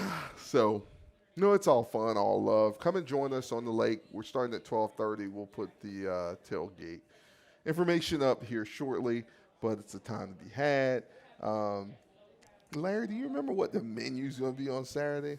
Man, I'm just in a. Larry said it won't be any pork I'm chops. I'm just in a fall. Because when I saw my 2 helpers in the kitchen with the pork chop sandwich, I said, well, what is actually going on? Larry, you were flying solo up there, man. Me and you. I was like, I don't believe it. I'm getting burnt on the grill. Larry, you getting requests for hot dog buns and like people coming in the back door everywhere. I'm like, kicking it in. Oh my. Oh my goodness. Then you had 2 of your most important workers. What are you paying attention? Eating pork chops. They both of them. And I didn't even get a pork chop. Yeah, that was goodness. another thing. We Oh, won't my talk about that live on there, but Oh my goodness. if you took our potato salad, bring it back. Oh my goodness. We're missing a pan of potato salad that we can't find Oh, that we know was there before we win the game. Boy. No, it's all love. It's all love for us here on the Gridiron Show, guys. We love it. Make sure you stop by this Saturday. 12:30 over on the lake. Look for the big Hail Wildcats Gridiron sign flying in the air. Come by and see us. Meet the Hail Wildcats Gridiron Gang, including our missing Black Tony. He'll be there in the flesh. Trust me. He'll be there. So, guys, are you ready for it? It's senior day. These seniors have been through a lot. They've been through a lot. Finally get a homecoming win, first one since 2018. And the emotions were running rampant in the locker room on Saturday And I just have a feeling they want to keep it going. They're locked in enough to keep it going that, there was a little bit of scare on Saturday, but it's time to lock back in. We had a good week of practice, and that's just what it's all about. On our show last year, we were drawing toward the end of the season, and one of the gentlemen that came in to talk with us that evening on the air was A.J. Hall. Yes. And that young man is such an impressive guy. Very I much will so. never forget him last year saying he would be back to wear the maroon and gold for his senior year. Nothing was going to make him Deter him turn from that, around. right? And he has played stellar football Yes. for us Yes. this year. Love nothing more for him to have the kind of game that's indicative of the kind of career he's had here, because he has led by example, one of He our definitely captains. has. And he's really, really earned the right to wear that maroon and gold as a captain. Can't say enough about him. Definitely. A lot of those guys, as we say, as we come down, like I say, to the end, man, it's just these guys have fought and they've promised. A lot of them have held strong, knowing that, they weren't getting what even some of the other students, other student athletes get. Right. But they held in strong, and they started believing in what the coaches were putting down to them, and it's gonna be sad to see them leave. And I do believe they will fight to the end, and knowing that they're the ones who can add extra games to to our season. Absolutely. That's what we expected. Yeah, they can add Extra games. extra games to our season. So And those locker room celebrations are getting better and better. Oh, they are, man. They are. There's. I ain't gonna say it because Ralph. I ain't gonna say it. Because of me. Because of Ralph. Because of me. There's extra faces that are starting to show up in the locker room. Oh yes. Yeah, but if you would have told me last year that Coach Woody would be doing what he's doing at the end of the game in the locker room, What would you have done? I wouldn't believe you. I thought you were crazy. I mean, Coach Woody is one of those collective guys that really holds a lot in, and you Yes. really don't know what he's thinking and what he's feeling. But this year, if he's had a measure of success, he's showing you who he really is, and that's a good thing. And more That's a good thing. personable. Yeah. Just to show you the raw emotions. Hey, I've been building. I've been along with the other coaches. I've been helping. To build this for a long time, and it's finally starting to peak its head. Still a lot of struggles, but stay in the moment and love the success you're having right now and keep it going. Yeah. Keep it going. Great things will work out for you. Great things. I mean, just to even see the sheer enjoyment from fans just to watch his video. What's the thing you hear? Man, I can't wait to see the video come out for after the game in the locker room celebration. What is he going to say? And you don't get that in a lot of places. To see the players near the end of the game picking up, the water coolers to wet the coaches down and things of that nature. That's just, you haven't seen that in a long time at Bethune-Cookman, and it's just a welcome sight to see. And the stands stay full. Usually it's like after halftime, after the band's done, you got. Yeah, people take off.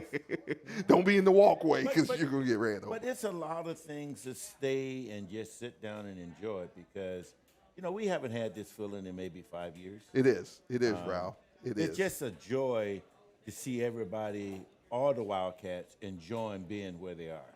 And you run into them in the store, and it's like, man, I'm so excited about where we are, And coming into this weekend, we were 3-4. That's right. You were 3-4 coming into this weekend, and to be 4-4 and see the happiness and what still can come in front of us where we are, you can't help but take your hat off to that, man. We're watching this program turn around right before our eyes. We are. We are. And a lot of young guys mixed in with the seniors. Mm-hmm. There'll be a lot of kids coming back who will represent the foundation for the program moving forward. You know. Yes. And you always want to be a part of that group that brings you from the depths. Yes. Like a phoenix rising. And that's what is almost indicative of Dr. Mosley's BCU all It in. is. Yes. And it's like everybody's all in on this football BCU team. rising, man, The and BCU it's rising, yep. the momentum is there. I mean, even if you look at the kids on the sideline, you could tell they are full of emotions and they want to get the job done. Engage. Yeah, It's they want to get engagement. it done. Yes. And Yes. and that's a good feeling because, I mean, we haven't seen this in 4 years. Yeah. I mean, we saw, for the last 4 years, we saw guys taking off their equipment and on the sideline. We saw some Walking crazy into stuff. the locker room, Yeah. and we still got game left to be played. Yeah. You know. I mean, you had seen guys that when they were playing the alma mater, they wasn't staying out. They were just wandering around. They wasn't engaged. This year, they beat everybody over there. They did. Yeah, I mean, They did. It's really, if you've been around for the last 4 or 5 years and you're watching what's happening now, it's almost like night and day. It is. Yeah. It's- But I think that has a lot to do with the administration. I think they've done over the last several months, they've done a lot to pull things together. And I think with Dr. Mosley coming, it just put it all in one big bundle, and people are going forward, and that's a good thing. Definitely people are going forward, and it's a great thing. Guys, we'll hear a word from our sponsor real quick, and then we'll come back, and I think we got a couple interviews coming up here, guys. So let's go. As we begin to reconsider how and where we want to work, Alpha One Staffing is here to help companies bridge the talent gap. I really struggled to find a second career on my own after my retirement. It's been hard for us to find the right candidates who will push our team and business to the next level. Then I heard about Alpha One Staffing. Then I heard about Alpha One Staffing. Then I heard about Alpha One Staffing. Alpha One Staffing partnered with our HR team to help us understand exactly how to navigate this new digital world, even recommending strategies for recruitment and employee development. I needed a job that would support my needs and lifestyle while also challenging me. Alpha One Staffing was completely transparent and knowledgeable about the process and provided me with the tools to feel more confident and prepared. I couldn't wait to start my new career. We partner with our clients and assess their needs. We are the matchmakers, and our goal is to provide each client with the candidates that make a difference within their organization. Alpha One Staffing understood that we needed a candidate with digital marketing experience in our industry, someone with an innovative mindset who could help expand our social media presence. Now, we couldn't be happier with our presence online and the impact that we are making globally. Alpha One Staffing presented us with incredible, highly qualified, and dedicated candidates. We will definitely be using Alpha One Staffing for our next hire. I was hired permanently after 6 months. This wouldn't have happened without Alpha One Staffing helping me get my foot in the door. If you're looking for work, I highly recommend Alpha One Staffing. If you're a job seeker or an employer, go to alphaonestaffing.com and send us your resume or tell us about your hiring needs today.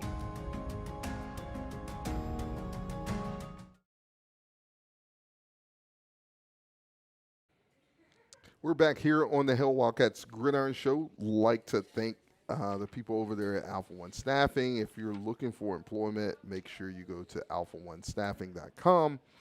And the good folks over there, Wildcats, can help you out with your job search. It's so critical in today's time. There's so much going on. So many people have been furloughed, laid off, reduction in force, just everything, man. And just so much going on in the world. We got hurricanes and things of that nature.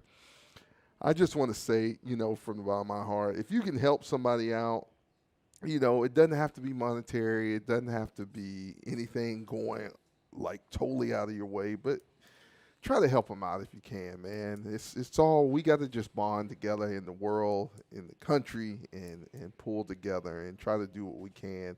And that's what we do, you know, with Hail Wildcats Gridiron Club. If we can help somebody, we just, you know, that's what we're going to do. So we'd love to have you join as a member. Start donating to the 1923 NIL Collective. It does help. It does help. I mean, recruiting is very essential. And don't think because we're just playing football games that our coaches are not out on the recruiting trail. Because, you know, during the off week and things of that nature, they're out on the recruiting trail trying to pull in the next best crop of players to make sure that, you know, we stay on the winning edge. And it takes a village. It takes a village for that to happen. So we definitely want to keep that going, man. Want to definitely keep that going. So you ready for Saturday, guys? We stay ready. We locked in. Ah, my God, my boy say you stay ready. We locked in. Boy. Won't be any pork chops there, though. Fired up, ready to go. So let Black Tony know he won't be able to eat him a pork chop. He might. Don't say that. I gotta go find him a pork chop because he might not even show up if he don't. Come on, Ralph. You know. No pork chop for him. No pork chops. Boy. Hey, that came from Ralph, CC. Yeah. So no pork chop. Can't go past what the guy say, man. Oh, my gosh, man. Yeah, stop by. Come see us at the tailgate. Make sure that stop by, see us, grab yourself something to eat. Weather's going to be a little cool Saturday. Yes, definitely. Yeah. A little brisk in the morning. Definitely. What is the temperature for kickoff for game day? Let's see what it is. It's supposed to be right around 74, 75. The low is 50, and it looks to be at kickoff around the 60 degree mark, and then it'll go down to 50 at night. So, wow.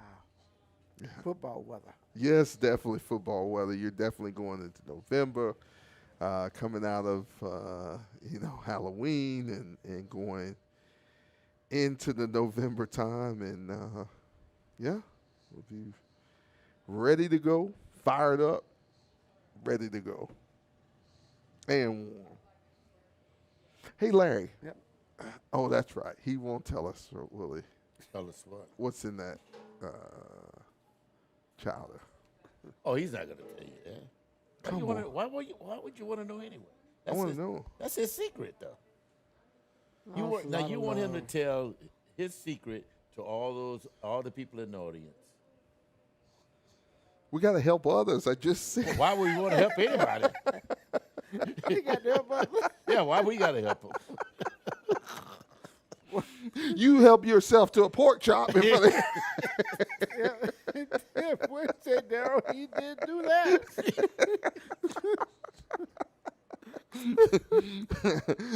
The man over here didn't even get any, so he don't even know.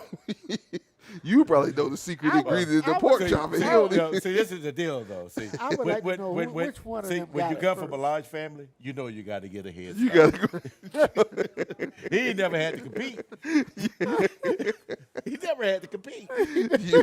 You're right about that, man. Boy, y'all, by any means necessary. I want to know who struck first on that pork chop, Ralph or CC. All I know is they look like twins. Boy, one was on one side and one end of the kitchen, and the other was on the other end. Don't forget between them. Between two pieces of white bread, a brown bread. We were working though. One person was protecting the end that the pork chop was on. The other one was protecting the other end where the bread was on. Oh, goodness. If you want to eat anything, it better be off that smoker back there or Larry's Grill. I'm so sure some fish done in there, but don't come up to this table with a pork chop stacked up at. You might lose a couple of fingers. Yes, indeed. Yes, indeed. But the way Black Tony was anyway. Hey, it's me. Who is you? we got back from the game to the tent. Ralph said, I know there were 3 pork chops, and then when I left, there were 3 pork chops in that pan. Wow. And they were gone. There were, man. There were. I put those in there. I put the 3 pork chops in there. So I said, Larry, just go over there and get one. He went over there. All he saw was chicken. I said, let me ask you this. I don't think so, but did you miss either one of those guys during the game? I kind of watched Ralph the whole time. You and I were sitting by each other. I kind of watched Ralph. Right. And I think CC was down in front of us. Man, it was miscombobulated. I mean, we were we were all spread out. All these newcomers all around with the most fans and snapping the fans. I'm thinking, gee whiz. We watch football up here. We don't goof around with fans and all that crap. Oh, boy. I would like to welcome to the show Mr. Cam Ransom. Cam, welcome to the Hail Wildcats Gridiron Show. How are you, sir? Well, I'm doing great, man. Just blessed to be here, man. Yes, sir. Yes, sir. Number one, our quarterback, Mr. Cam Ransom.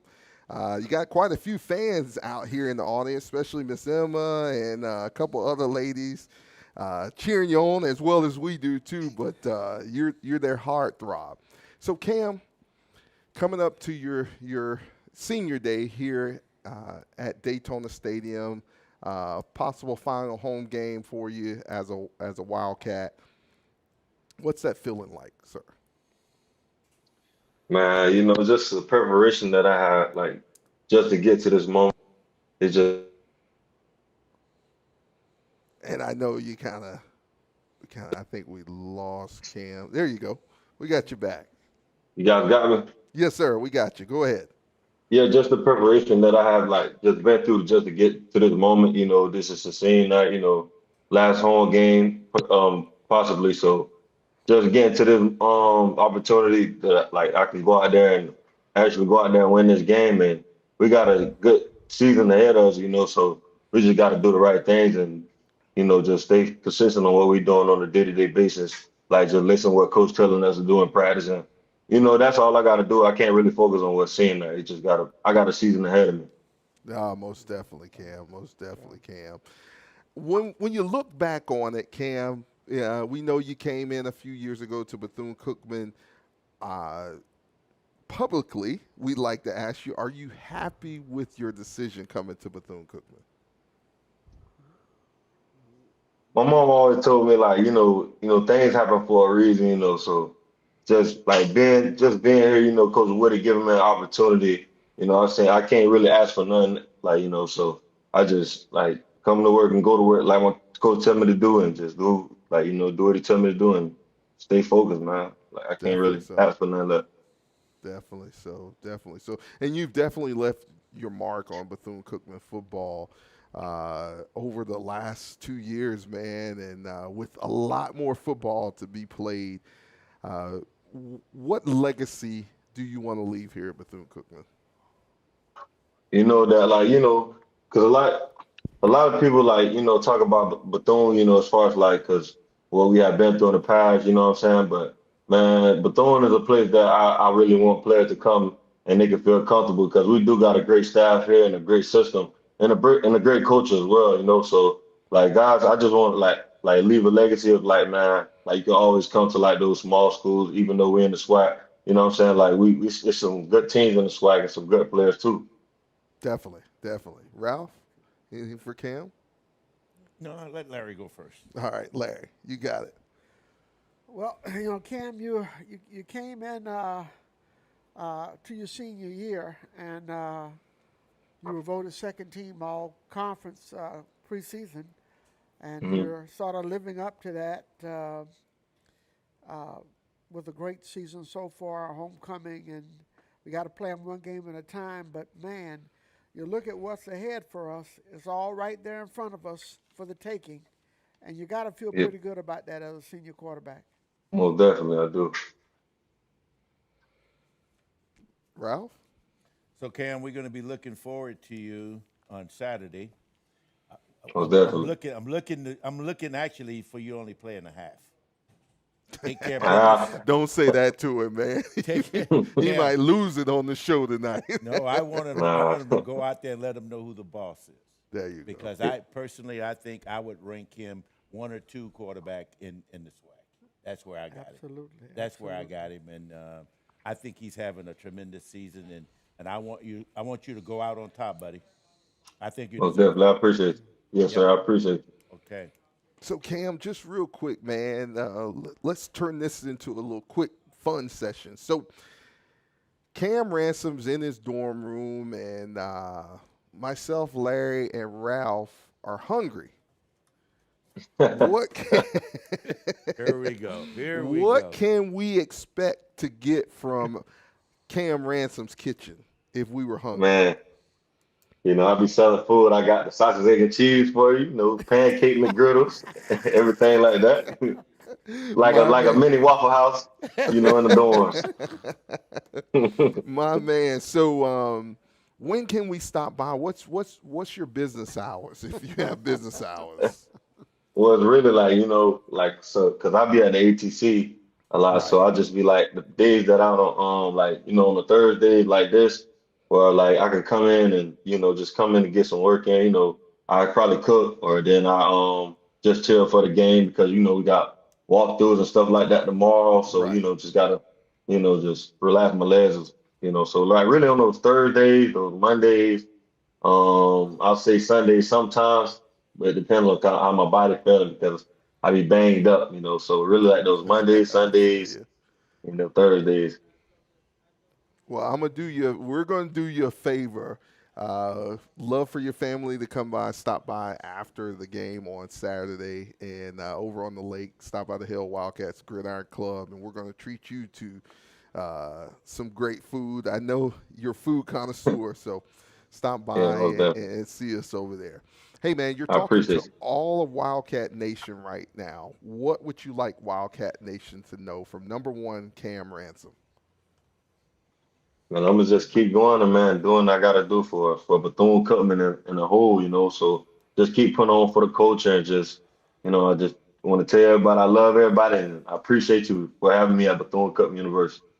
Well, we're glad to have you, man, and I know I speak for all the Wildcat family. We love you too, man, and thanks for giving us the joy and excitement that you have given us, and let's keep it going, man. Hail Wildcats. Hail Wildcats. Hail Wildcats. Thanks, Cam, man. Luck, Cam. Talk to you, and we'll see you at the tailgate after the game with another W. All right. Most definitely. Yes, sir. All right, man. Have a Appreciate good night. y'all. Glizzy yes, guy. sir. Yes, sir. Right. Good night, man. There you have it. Number one, Cam Ransom. Guys, wow. Great guy. Great guy. Yeah. Hard-working guy. Yeah, hard-working guy. He's come a long way.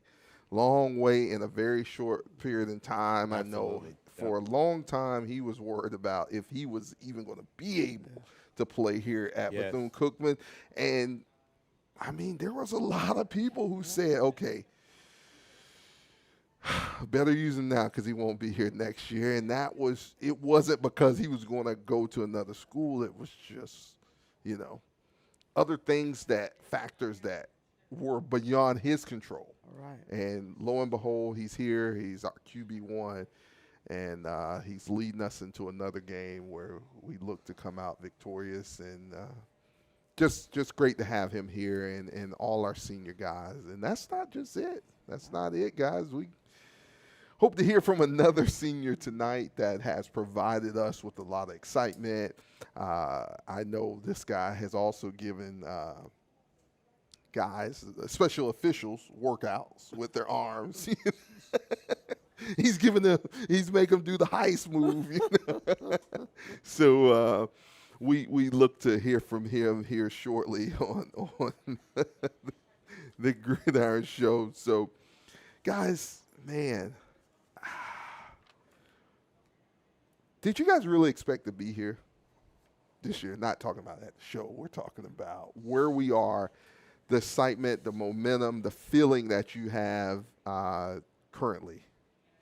You know, I wasn't sure. I knew we had the talent. Mm-hmm. I just didn't know whether or not we had enough time to put it all together and make something special out of it. Oh, and he will tell. Saw a Cam at FIU.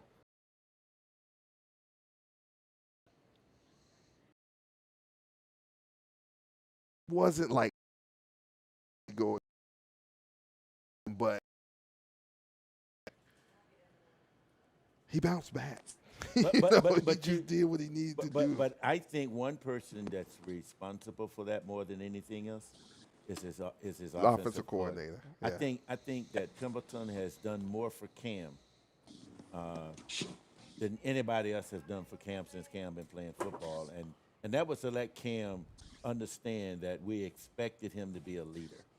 Definitely. I think Coach Pimp did an excellent job.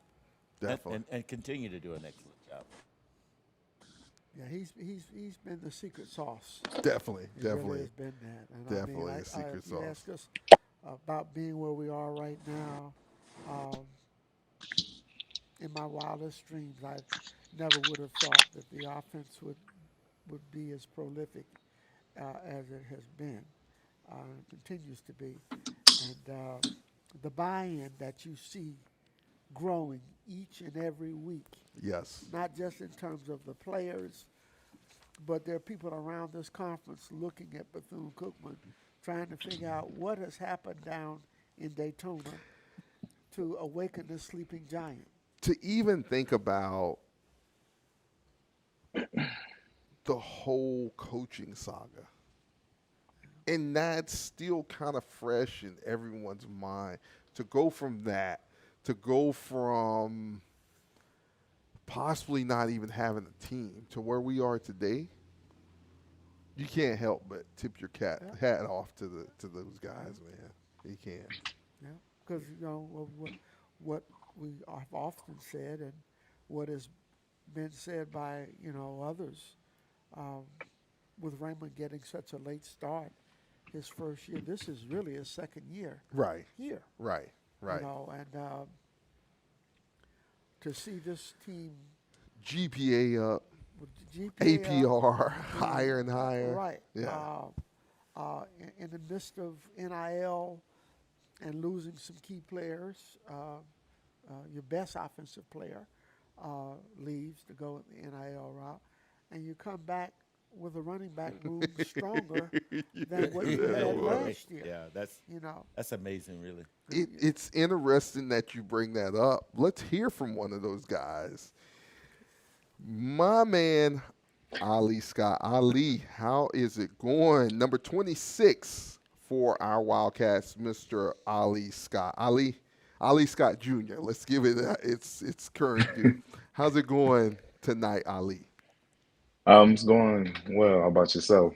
Going well, man. I had the pleasure of meeting this young man earlier this summer. A pleasure to be around, and then a pleasure to meet your parents at the Alabama State game. And Yep. the apple doesn't fall far from the tree. Your dad still's got some plays left in him. I told him. Yeah. Ali, you make the transition from Ole Miss to Bethune-Cookman. Tell us what made you make that decision. During this time, it was just more so of getting somewhere where I was looking to just be helpful and be, just be part of a team, that was just welcoming and just open arms and loving. And that was everything that was everything I was looking for when I came to Bethune. Like, it was just on my visit here, everything was just felt like home. Looking for. Yeah, it just felt like home. Definitely. It was just like, it was fun. I really enjoyed myself. I'm still enjoying myself. I was going to ask, you've been blessed to touch the rock a couple of times, more than a couple of times this year, and get into the paint. And I just wanted to know, like, did you feel you made the right choice by coming to Bethune-Cookman? I actually do. I feel like I made a great choice. Like I don't regret it at all. So let's take it, and then I'll let my co-host ask you a couple of questions. So Ali, you're at Ole Miss. Is what's the difference between playing at Ole Miss and playing at Bethune-Cookman? If for those out here who don't understand the two levels of football, you got FBS Ole Miss, you got FCS Bethune-Cookman. So take us into that mindset. I'll definitely say the big difference was just like the hometown game atmosphere, like just being there, like everybody, like the entire town, everything's Ole Miss here, Ole Miss there, and it's just like it's just like mind-boggling. Yeah, like you just like, okay, all right. But yeah, it was definitely an experience of a lifetime. Like I don't regret it going there at all. I learned a lot, met a lot of good people, and that's actually helped me become the person that I am today. So that's great, I man. don't regret it. So real quick for our fans, you missed the subliminal message in that. You know, let's make sure we give Ali that same Ole Miss feeling right here in Daytona Beach, Florida. We are capable of doing it. Let's do it. That means everyone should wake up Saturday, 3 p.m. kickoff at Daytona Stadium. Ali, it's his senior day. He's going to definitely put on a show out there. If he touches the ball, yes, you're getting ran over. That's all that's said to it. Ralph? Well, you know, I often consider you the big brother of the running backs. I see you out there, and I thought, okay, he's going to show them how to do it, and they're going to let them come in, and then they're going to do it exactly like he do. I think you have done an excellent job. I often wonder, thank you. Can he get any better than what he is now? Because I think you play great football. Yes, I personally think our running back room right now is probably top in FCS because of you. 100% agree. And the rest of the freshmen. I think you have done a great job as a leader, and really appreciate you coming to Bethune-Cookman University. Definitely. Thank you. Larry? Well, you know, when I look, there's a couple of things that come to my mind. We've had some success over the last 10 years or so with great running backs coming from Mississippi to Bethune-Cookman. Definitely. And there's something of a connection here. I don't know where it is. They both have last names that end with Scott. You got Rodney Scott, who came from Ole Miss. Yes. And, though he was a Florida guy, but right. Cross City, just a stellar athlete. But Ali, your running style, there's been a couple of plays that have caught me by surprise where I've seen you go into a pile, and I'm just figuring you're going to stop there, and you almost spin out the backside. You know, I said, one day he's going to come all the way out the backside, you know, because that balance that you have to be such an inside runner. I don't know where you get that from. Where is that something you picked up from your dad, or is it something that coaches taught? It's neat to watch, because now when you go into a pile, I'm holding my breath, because I said they may loosen up on him. He may come out the backside running. That's what happens. Yeah. But it's incredible. Is that something you've always possessed? Yeah, for the most part, that's something that I've heard a lot growing up as a kid playing football. Like, they've always been talking about my balance. Like, that's something that I've always had. So, well, you can see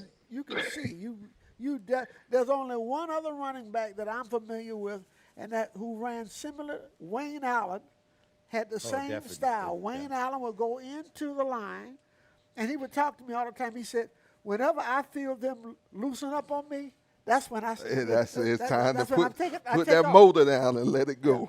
And it sort of looks that way, you know, with Ali. But I tell you, you have been a bell cow for us, and just being able to run that football between the tackles. Now, is it true? Verify this for me. I read somewhere that you once played quarterback. Yeah, I played quarterback. This is pound ball. This is when I first just started playing football, getting introduced, it was easy to play quarterback, and I was able to throw and run. So it was just a kind of like my kickstart that kind of got me to go to running back, just to catch and run. I wonder where that came from. Wow. Okay, but now having played quarterback, with him having his hands on the football, that may add too. He might have been something a pretty good option quarterback, I guess. Definitely. Literally. But it's just been a joy to watch you and your teammates in that running back room. I tell you, it's awfully deep, man. I've looked at everybody's running back in the SWAC, everybody's room.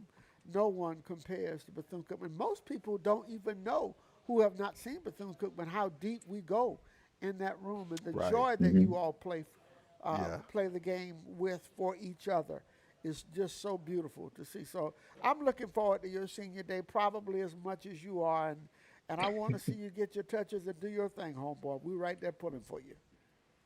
Thank you. Ali, man, I know you're up for quite a few All-Star games. Your name's been mentioned around for that. Looking forward to seeing you at the next level once your days of playing here at Bethune-Cookman are over. All our Wildcat fans are sitting here listening now. Is there something you would love for Wildcat Nation to know about Ali Scott? You have the floor. One thing that I'm kind of getting into is starting to stream on the game. I have dove into it a lot in the summer, kind of got it up and running, but I haven't really had a chance to really be on it as much because I've been more locked in the season. Football. But he has a pretty nice setup for his stream. Oh yeah. Oh yeah. So, well, that's great, Ali, man. As Ali said, he'd love to see all maroon and gold fans out at the stadium this Saturday. Don't wait till 3 p.m. Get out there. Be there by 12:30 so you can see him and his teammates during the Legacy Walk. And last words, Ali, for our Wildcat fans across the nation, if you have any. Man, thank you, Wildcat fans, for having me. It's been a blessing, a joy playing here, being a Wildcat. Always now bleed maroon and gold. So, Hail Wildcats. Hail Wildcats. Hey, thanks, Ali, man. We look forward to seeing you on Saturday, and hopefully you get numerous tutties. And, man, bring your family over after the game. We'll be over on the lake. Come and enjoy the tailgate. We got a little something special for you senior guys. So come on by and see us, man. And Hail Wildcats to you. Hail Wildcats. Thanks for having me, man. Have a good night. All right, you too. Yes, sir. Great guy, Daryl. Oh, man, great guy. Great guy, man. Yeah, great group of guys that Coach Woody has brought into this program, man. Gotta love it. So, without further ado, we'll open our live call segment. So, unfortunately, I won't be able to put your name up there because it's a little tedious to do that. But 386-287-1226, 386-287-1226. That is the number to call into the Hail Wildcats Gridiron Show, and we'd love to talk to you. We since Black Tony won't call in, you call in for him. We're auditioning for a new host on the Hail Wildcats Gridiron Show. Black Tony need to call in and explain why he's not at work. That's what he needs. I know somebody in Duval County has seen Black Tony walking around. Oh, I know they have. Of course. I know they have. He's been, I don't like that. Don't come to our tailgate Saturday. So you borrowed Black Tony. Yeah, borrowed Black Tony. You worked for us, but your work was temporary. He was like, yeah, he was day labor. He was day labor for us, man. No contract. Man, it's just great, man. It was great to have those guys on the show tonight, and thankful to the football staff for allowing them to come on and not having that Thursday night practice. They practiced this morning, but They they will be out there after it tomorrow morning. Tomorrow morning with the walkthrough. and Yeah, everything? tomorrow morning with the walkthrough. So, yeah, definitely. Caller, you're on the Hail Wildcats Gridiron Show. Welcome. Good evening to you all. This is Chuck Hunt calling from Monroe, Louisiana. Hey, Chuck, how's it going, man? Hail Wildcats, and good evening to you. Yeah, good evening to you all. I'm here watching you all and watching Delaware State and Norfolk State in Philadelphia, at Lincoln Financial Field in Philadelphia. Yes, sir. Yeah, that game is 13-6. Delaware State is leading Norfolk State in the third quarter, and I was watching, Tulane and University of Texas San Antonio. UTSA is beating Tulane badly at halftime. It's 31-12. Wow. Really? At halftime. Wow. Yes, they're playing in San Antonio. That's why I've been up here watching, and I also have been watching you all and watching the interviews that you do with Cam Ransom. That young man is talented. He and Andrew Body have been a joy to watch this season. They truly have. And some of the others. They truly have. Yes. Yeah. Young men, yeah. In that Tulane game, do you think he's getting a little beside himself, the head coach, as he's up for the LSU job? Or is UTSA that good? I do have a cousin who plays at UTSA. Oh, okay. Yeah, it's that Louisiana there's a lot of lunacy in my state right now. You see what's been going on, what's been going viral. You can just in the imagination what's been going on with these press conferences, because we have a lot of problems. But what you all just talking about, we have problems. Furloughed federal employees and many other things trying to get SNAP benefits. And he's concerned about who should be the next coach and who should be who's picking selection. the next head coach, right? Yeah, that's undermining the athletic director, and you don't see at least I haven't heard the governor down there doing that, and some of these others. Not yet. Not yet.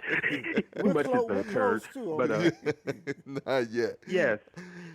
Wow. Yes, and yeah, our state. You know what happened? Let me tell you all this. That kind of behavior in the state with a governor that goes back to the 1930s to Huey Pierce Wong. That's it. The Kingfish. The Kingfish. Really? Yeah, that's where it goes back to. Yeah. He was heavy on LSU football and the marching band. People got themselves in deep trouble if going against that, and back in the 30s, and you know what happened to Kingfish. He's interred right there in front of the Capitol. If you go and visit the state Capitol building, the bullet holes are still in the wall. A doctor killed him right there in the hall. Yeah, and they had to kill. And what happened? The bodyguard took out the doctor, Dr. Carl Weiss, had to take him out, and yeah, when he killed Kingfish, there's some deep stuff there, and it's stating this, and it seems like Landry is keeping it going as governor, but don't say that, Chuck, because we got to come there next week. Yeah, no, I'm just being realistic No, about I it, know, but Chuck. think about it. And what happened, I think about it, what happened, I look at it, and you know what? He's not even an alumnus of LSU. He's a graduate of University of Louisiana Lafayette. He used to be University of Southwestern Louisiana when he was going there, and Louisiana, and he's Loyola Law School in New Orleans. But I'm gonna tell you, Grambling and Jackson State, and Graham Jackson State, I was looking at those two quarterbacks, T-Set and Jacoby Morgan got hurt in there. I see T-Set is now moving, and they it's been reported that Morgan, they said his foot got messed up. That's why I've been hearing reports. I don't know, but I know, but they said T-Set is now moving. Right, definitely.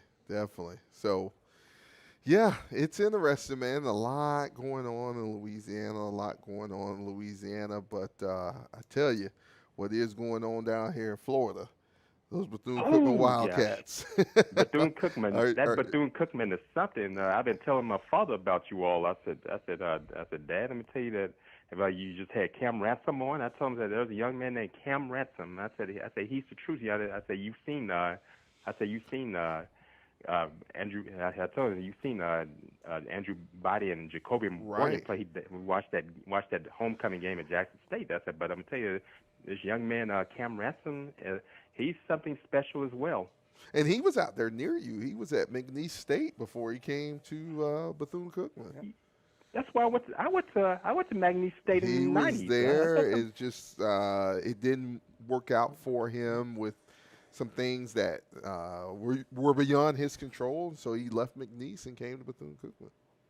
Yeah, when I was at McNeese in the 90s, McNeese went to the national championship in 1997. They lost by 1 point to Youngstown State. Youngstown State was, the guy who was coach at Ohio State Jim Tressel.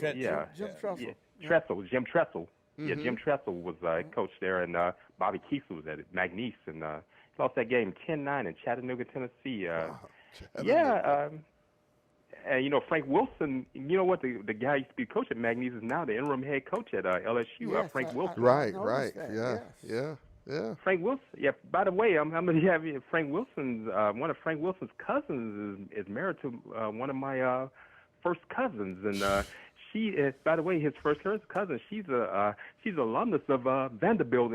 She's a scholar, but she loves sports. Wow. Man, Pavia's got it rocking over there at Vanderbilt, man. Pavia, and my cousin is a graduate of Louisiana Tech, and they love sports and see their children, their daughters. They have a daughter who plays basketball at Oklahoma City University, and their son is at Texas, and the other one's at Oklahoma. They quite busy. Yeah, Pavia is rolling. I want to ask you, Chuck, who? Sure. Not to get off the subject of Wildcat football, no, indeed. But since we're talking a Louisianian, who gets the LSU job? Man, you know what? No, you're not going off. That's what I like about you all. You all don't get in your feelings when you talk about topics. But that's why I love you all. But not like these others. It's hard to say. People been throwing around Lane Kiffin. The young man you just got finished talking to used to play under him. Right, Ali. I think he's going to stay. Yeah, I think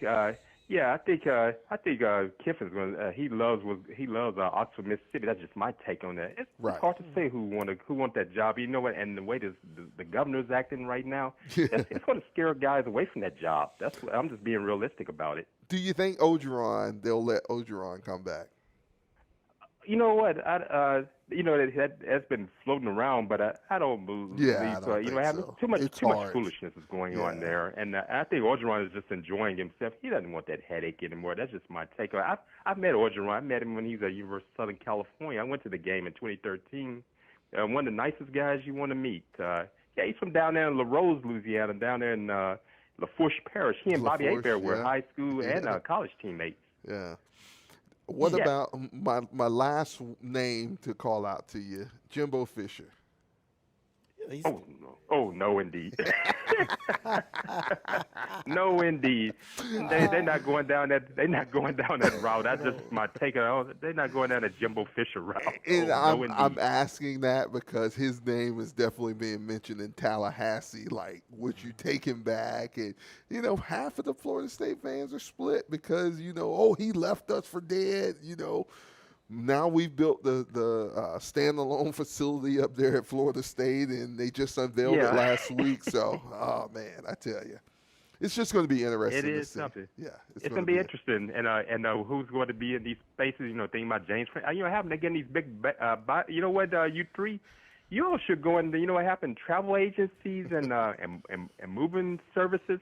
You all make a fortune down there doing these things because the way things are going with coaching terminations. I've delved in it, and I've talked to a couple guys who graduated from Florida State with me about doing it. So stand by. We'll see. Make a fortune around this time. Stand by. We'll see. And then the same with a lot of these HBCU jobs, and especially in the SWAC. We'll see what happens with those. Yeah, across town. Yeah, across town from LSU. Man, I went. Both of those jobs are pressure cookers, and I think they started seeing that people put names out there, but I think when they start looking at the situation there, they start scaring them away from it, saying, I don't want to deal with that. Right, definitely.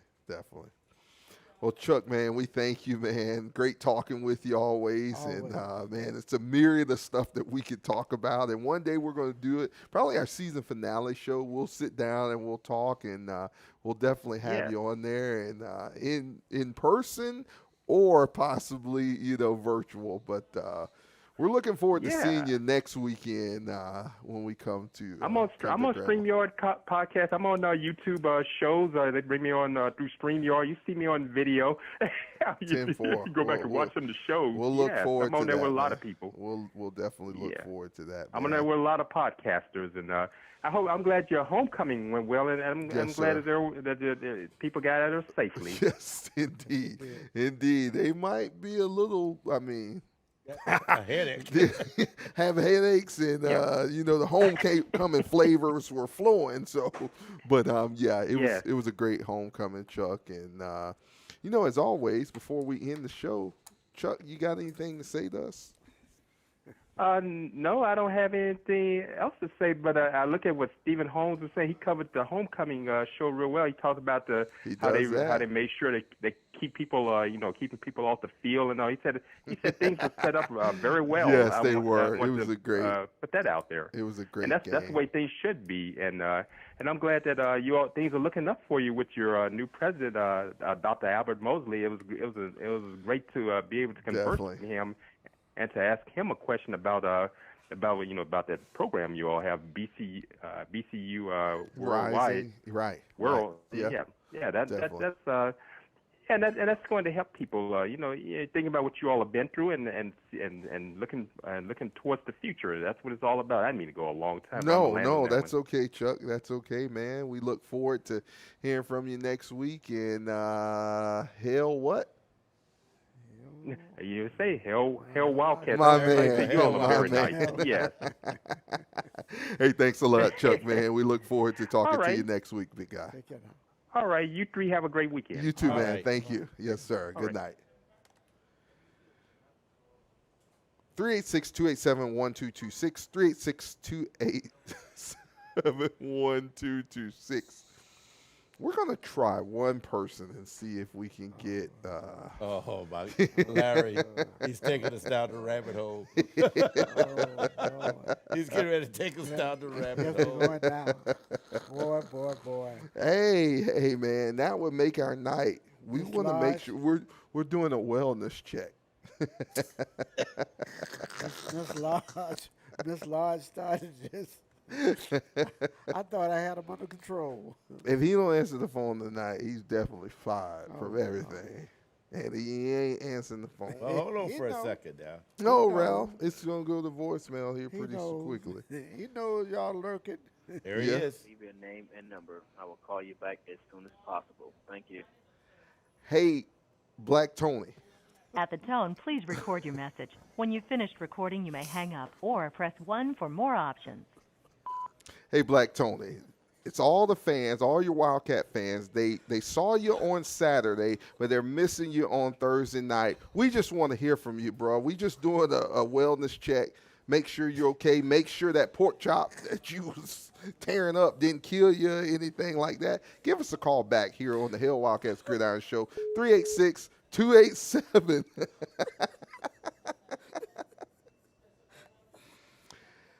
Mr. Cruse, this is Mr. Williams, Mr. Smith, and Mr. Wesley. We are just doing a wellness check on you on the Hail Wildcats Gridiron Show. How are you tonight, sir? I'm doing fantastic. How are you, gentlemen? We're doing well, and we all said here on the show, we knew you wouldn't let us down, that you would always return the call back. You know, you got so many compliments on Saturday about how you were just a ticket taker, and how you moved everyone through the lunch line on Saturday. And, you know, there was one guy who walked in the restaurant tonight and said that if they didn't hear from you tonight, he was going to look at full termination. Don't even show up for the tailgate on Saturday. Don't sit near us at the game on Saturday. Sit on the visitor side. You be one of the first 500. No, I'm not calling no names. We don't call no names, right? On the show. I'm the innocent guy. The first name be like, hey, that Ralph. It wasn't Ralph, huh? What Ralph? We don't say no names on here, but we just say, you know, that there's a guy named Black Tony. He go by Lil Walter or Walter Lamar. I'm just saying, you know. And he sounds and looks a lot like you. I don't know him. I don't know it. CC, we're talking to all the Wildcat fans here tonight on the show, man. Just wanted to check in on you, man. You got anything to say to the Wildcat fans? Will they see you on this Saturday? Yes, definitely. Everybody come out and support these Wildcats on this last game, man. We're on a journey. We're trying to make it till the end of the season, so hopefully we can get to that Celebration Bowl. Definitely. We want to get to that Celebration Bowl. That's what we're focused on. We had two great guys from our offense on tonight, and just looking forward to having a great outing on Saturday for our senior day. And CC, we look forward to seeing you, man, as always. I'll be Saturday. there. All right. I'll be there. All Will right. Ralph be there? I do plan that to see him on this Saturday at 12:30 out at the stadium. 12:30. Yeah. Okay. All right. You sure you're gonna show up? Because I heard there won't be pork chops this Saturday. Oh, there won't? Oh, Lord. We'll see you on Saturday, CC, man. Thank you for calling All in right, to the guys. show, man. Take care, big guy. All right, All right, man. guys. Good Okay. night. All right. Hail Wildcats. Hail Wildcats. Boy. Guys, it's always fun, man, to have our guys on the show. Miss Emma said hi, CC, to you, Mr. Cruse, and you're still one of us, brother. We can't sell you out. You're still one of us. But you ain't no good riding or walking. We can't count on you at no point in time. And the first person he's concerned about is me, and I'm not even saying anything, for God's sake. Boy, if friends, what are they good for? Absolutely nothing. Guys, let's closing words. Ralph, go ahead, man. Well, I just hope all you Wildcats come out and let's close the season out. Hopefully, this is going to be the first time in several years that we go undefeated at home. So please come out, support the team, and come by and check us out at the tailgate. See you then. Definitely. And it'll just being advertised on the screen. Come and see us on the lake. My man, the professor.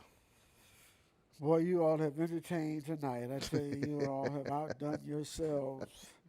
If the Wildcats played like you guys cut up at night, it's a wrap. We will have a wonderful home finale closing. I'm really looking forward to a wonderful football game. And as I said earlier in the broadcast, us playing back to our standards and getting ready for this stretch run of football games, and it will be such an impressive thing to see that stadium full, particularly on the home side, with people coming out to give these young men, particularly the seniors, the kind of send-off that they need. I'll be out there early. Yes, sir. Yes, sir. Let's do it. Looking forward to it. We will have ample food at the tailgate. We will definitely do that. We're making it into and let's put this post homecoming celebration. We will have pork chops. Okay. My man, you heard it first. CC might be the first person at the stadium, huh? If you say pork chops. But don't let him have any because he called your name out first. I know, right? We'll take care of that. We'll take care of that. And the guilty part, he was loving he on was you. He was eating pork chop right along with you, but he won't talk about what he do. Yeah, it was definitely a duo, okay? Guys, just as the guys have said, let's come out this Saturday, 3 p.m. kickoff, but I want you there if you could by 12:30. Let's join in this legacy walk. As Ali said, man, shut the town down on Saturday. This is your team. This is your team. Show them your appreciation for how they've continued to fight. You know, if you can't make it to a away game, make it to this game. Heck, on this Saturday, the first 500 people get in free on the visitor side. Yeah. So, you know, if you don't have a ticket, be one of the first 500. If you get there by the Legacy Walk, you're going to be one of the first 500, you know? Right. So we want to make sure you see us. We want to make sure we see you on this Saturday, and then you get a chance to see us, and you get a chance to see CC Cruse, because that is Little Walter. If you blink, you might miss him. I tell you. So make sure you're there. Come by, stop by our tailgate. We're starting at 12:30 p.m. on the lake. We have something for everyone. Come by.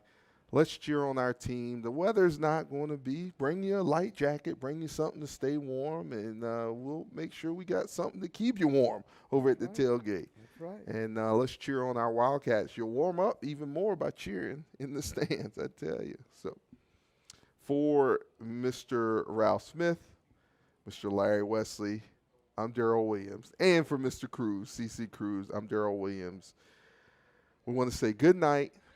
From the Hail Wildcats Gridiron Show. We want to see you this Saturday by 12:30. If you can't make it by then definitely be in there by kickoff. We want to see you us send our seniors out in style. Hail Wildcats, and good night. Hail Wildcats. Hail Wildcats. Ladies and gentlemen, the Bethune-Cookman University alma mater.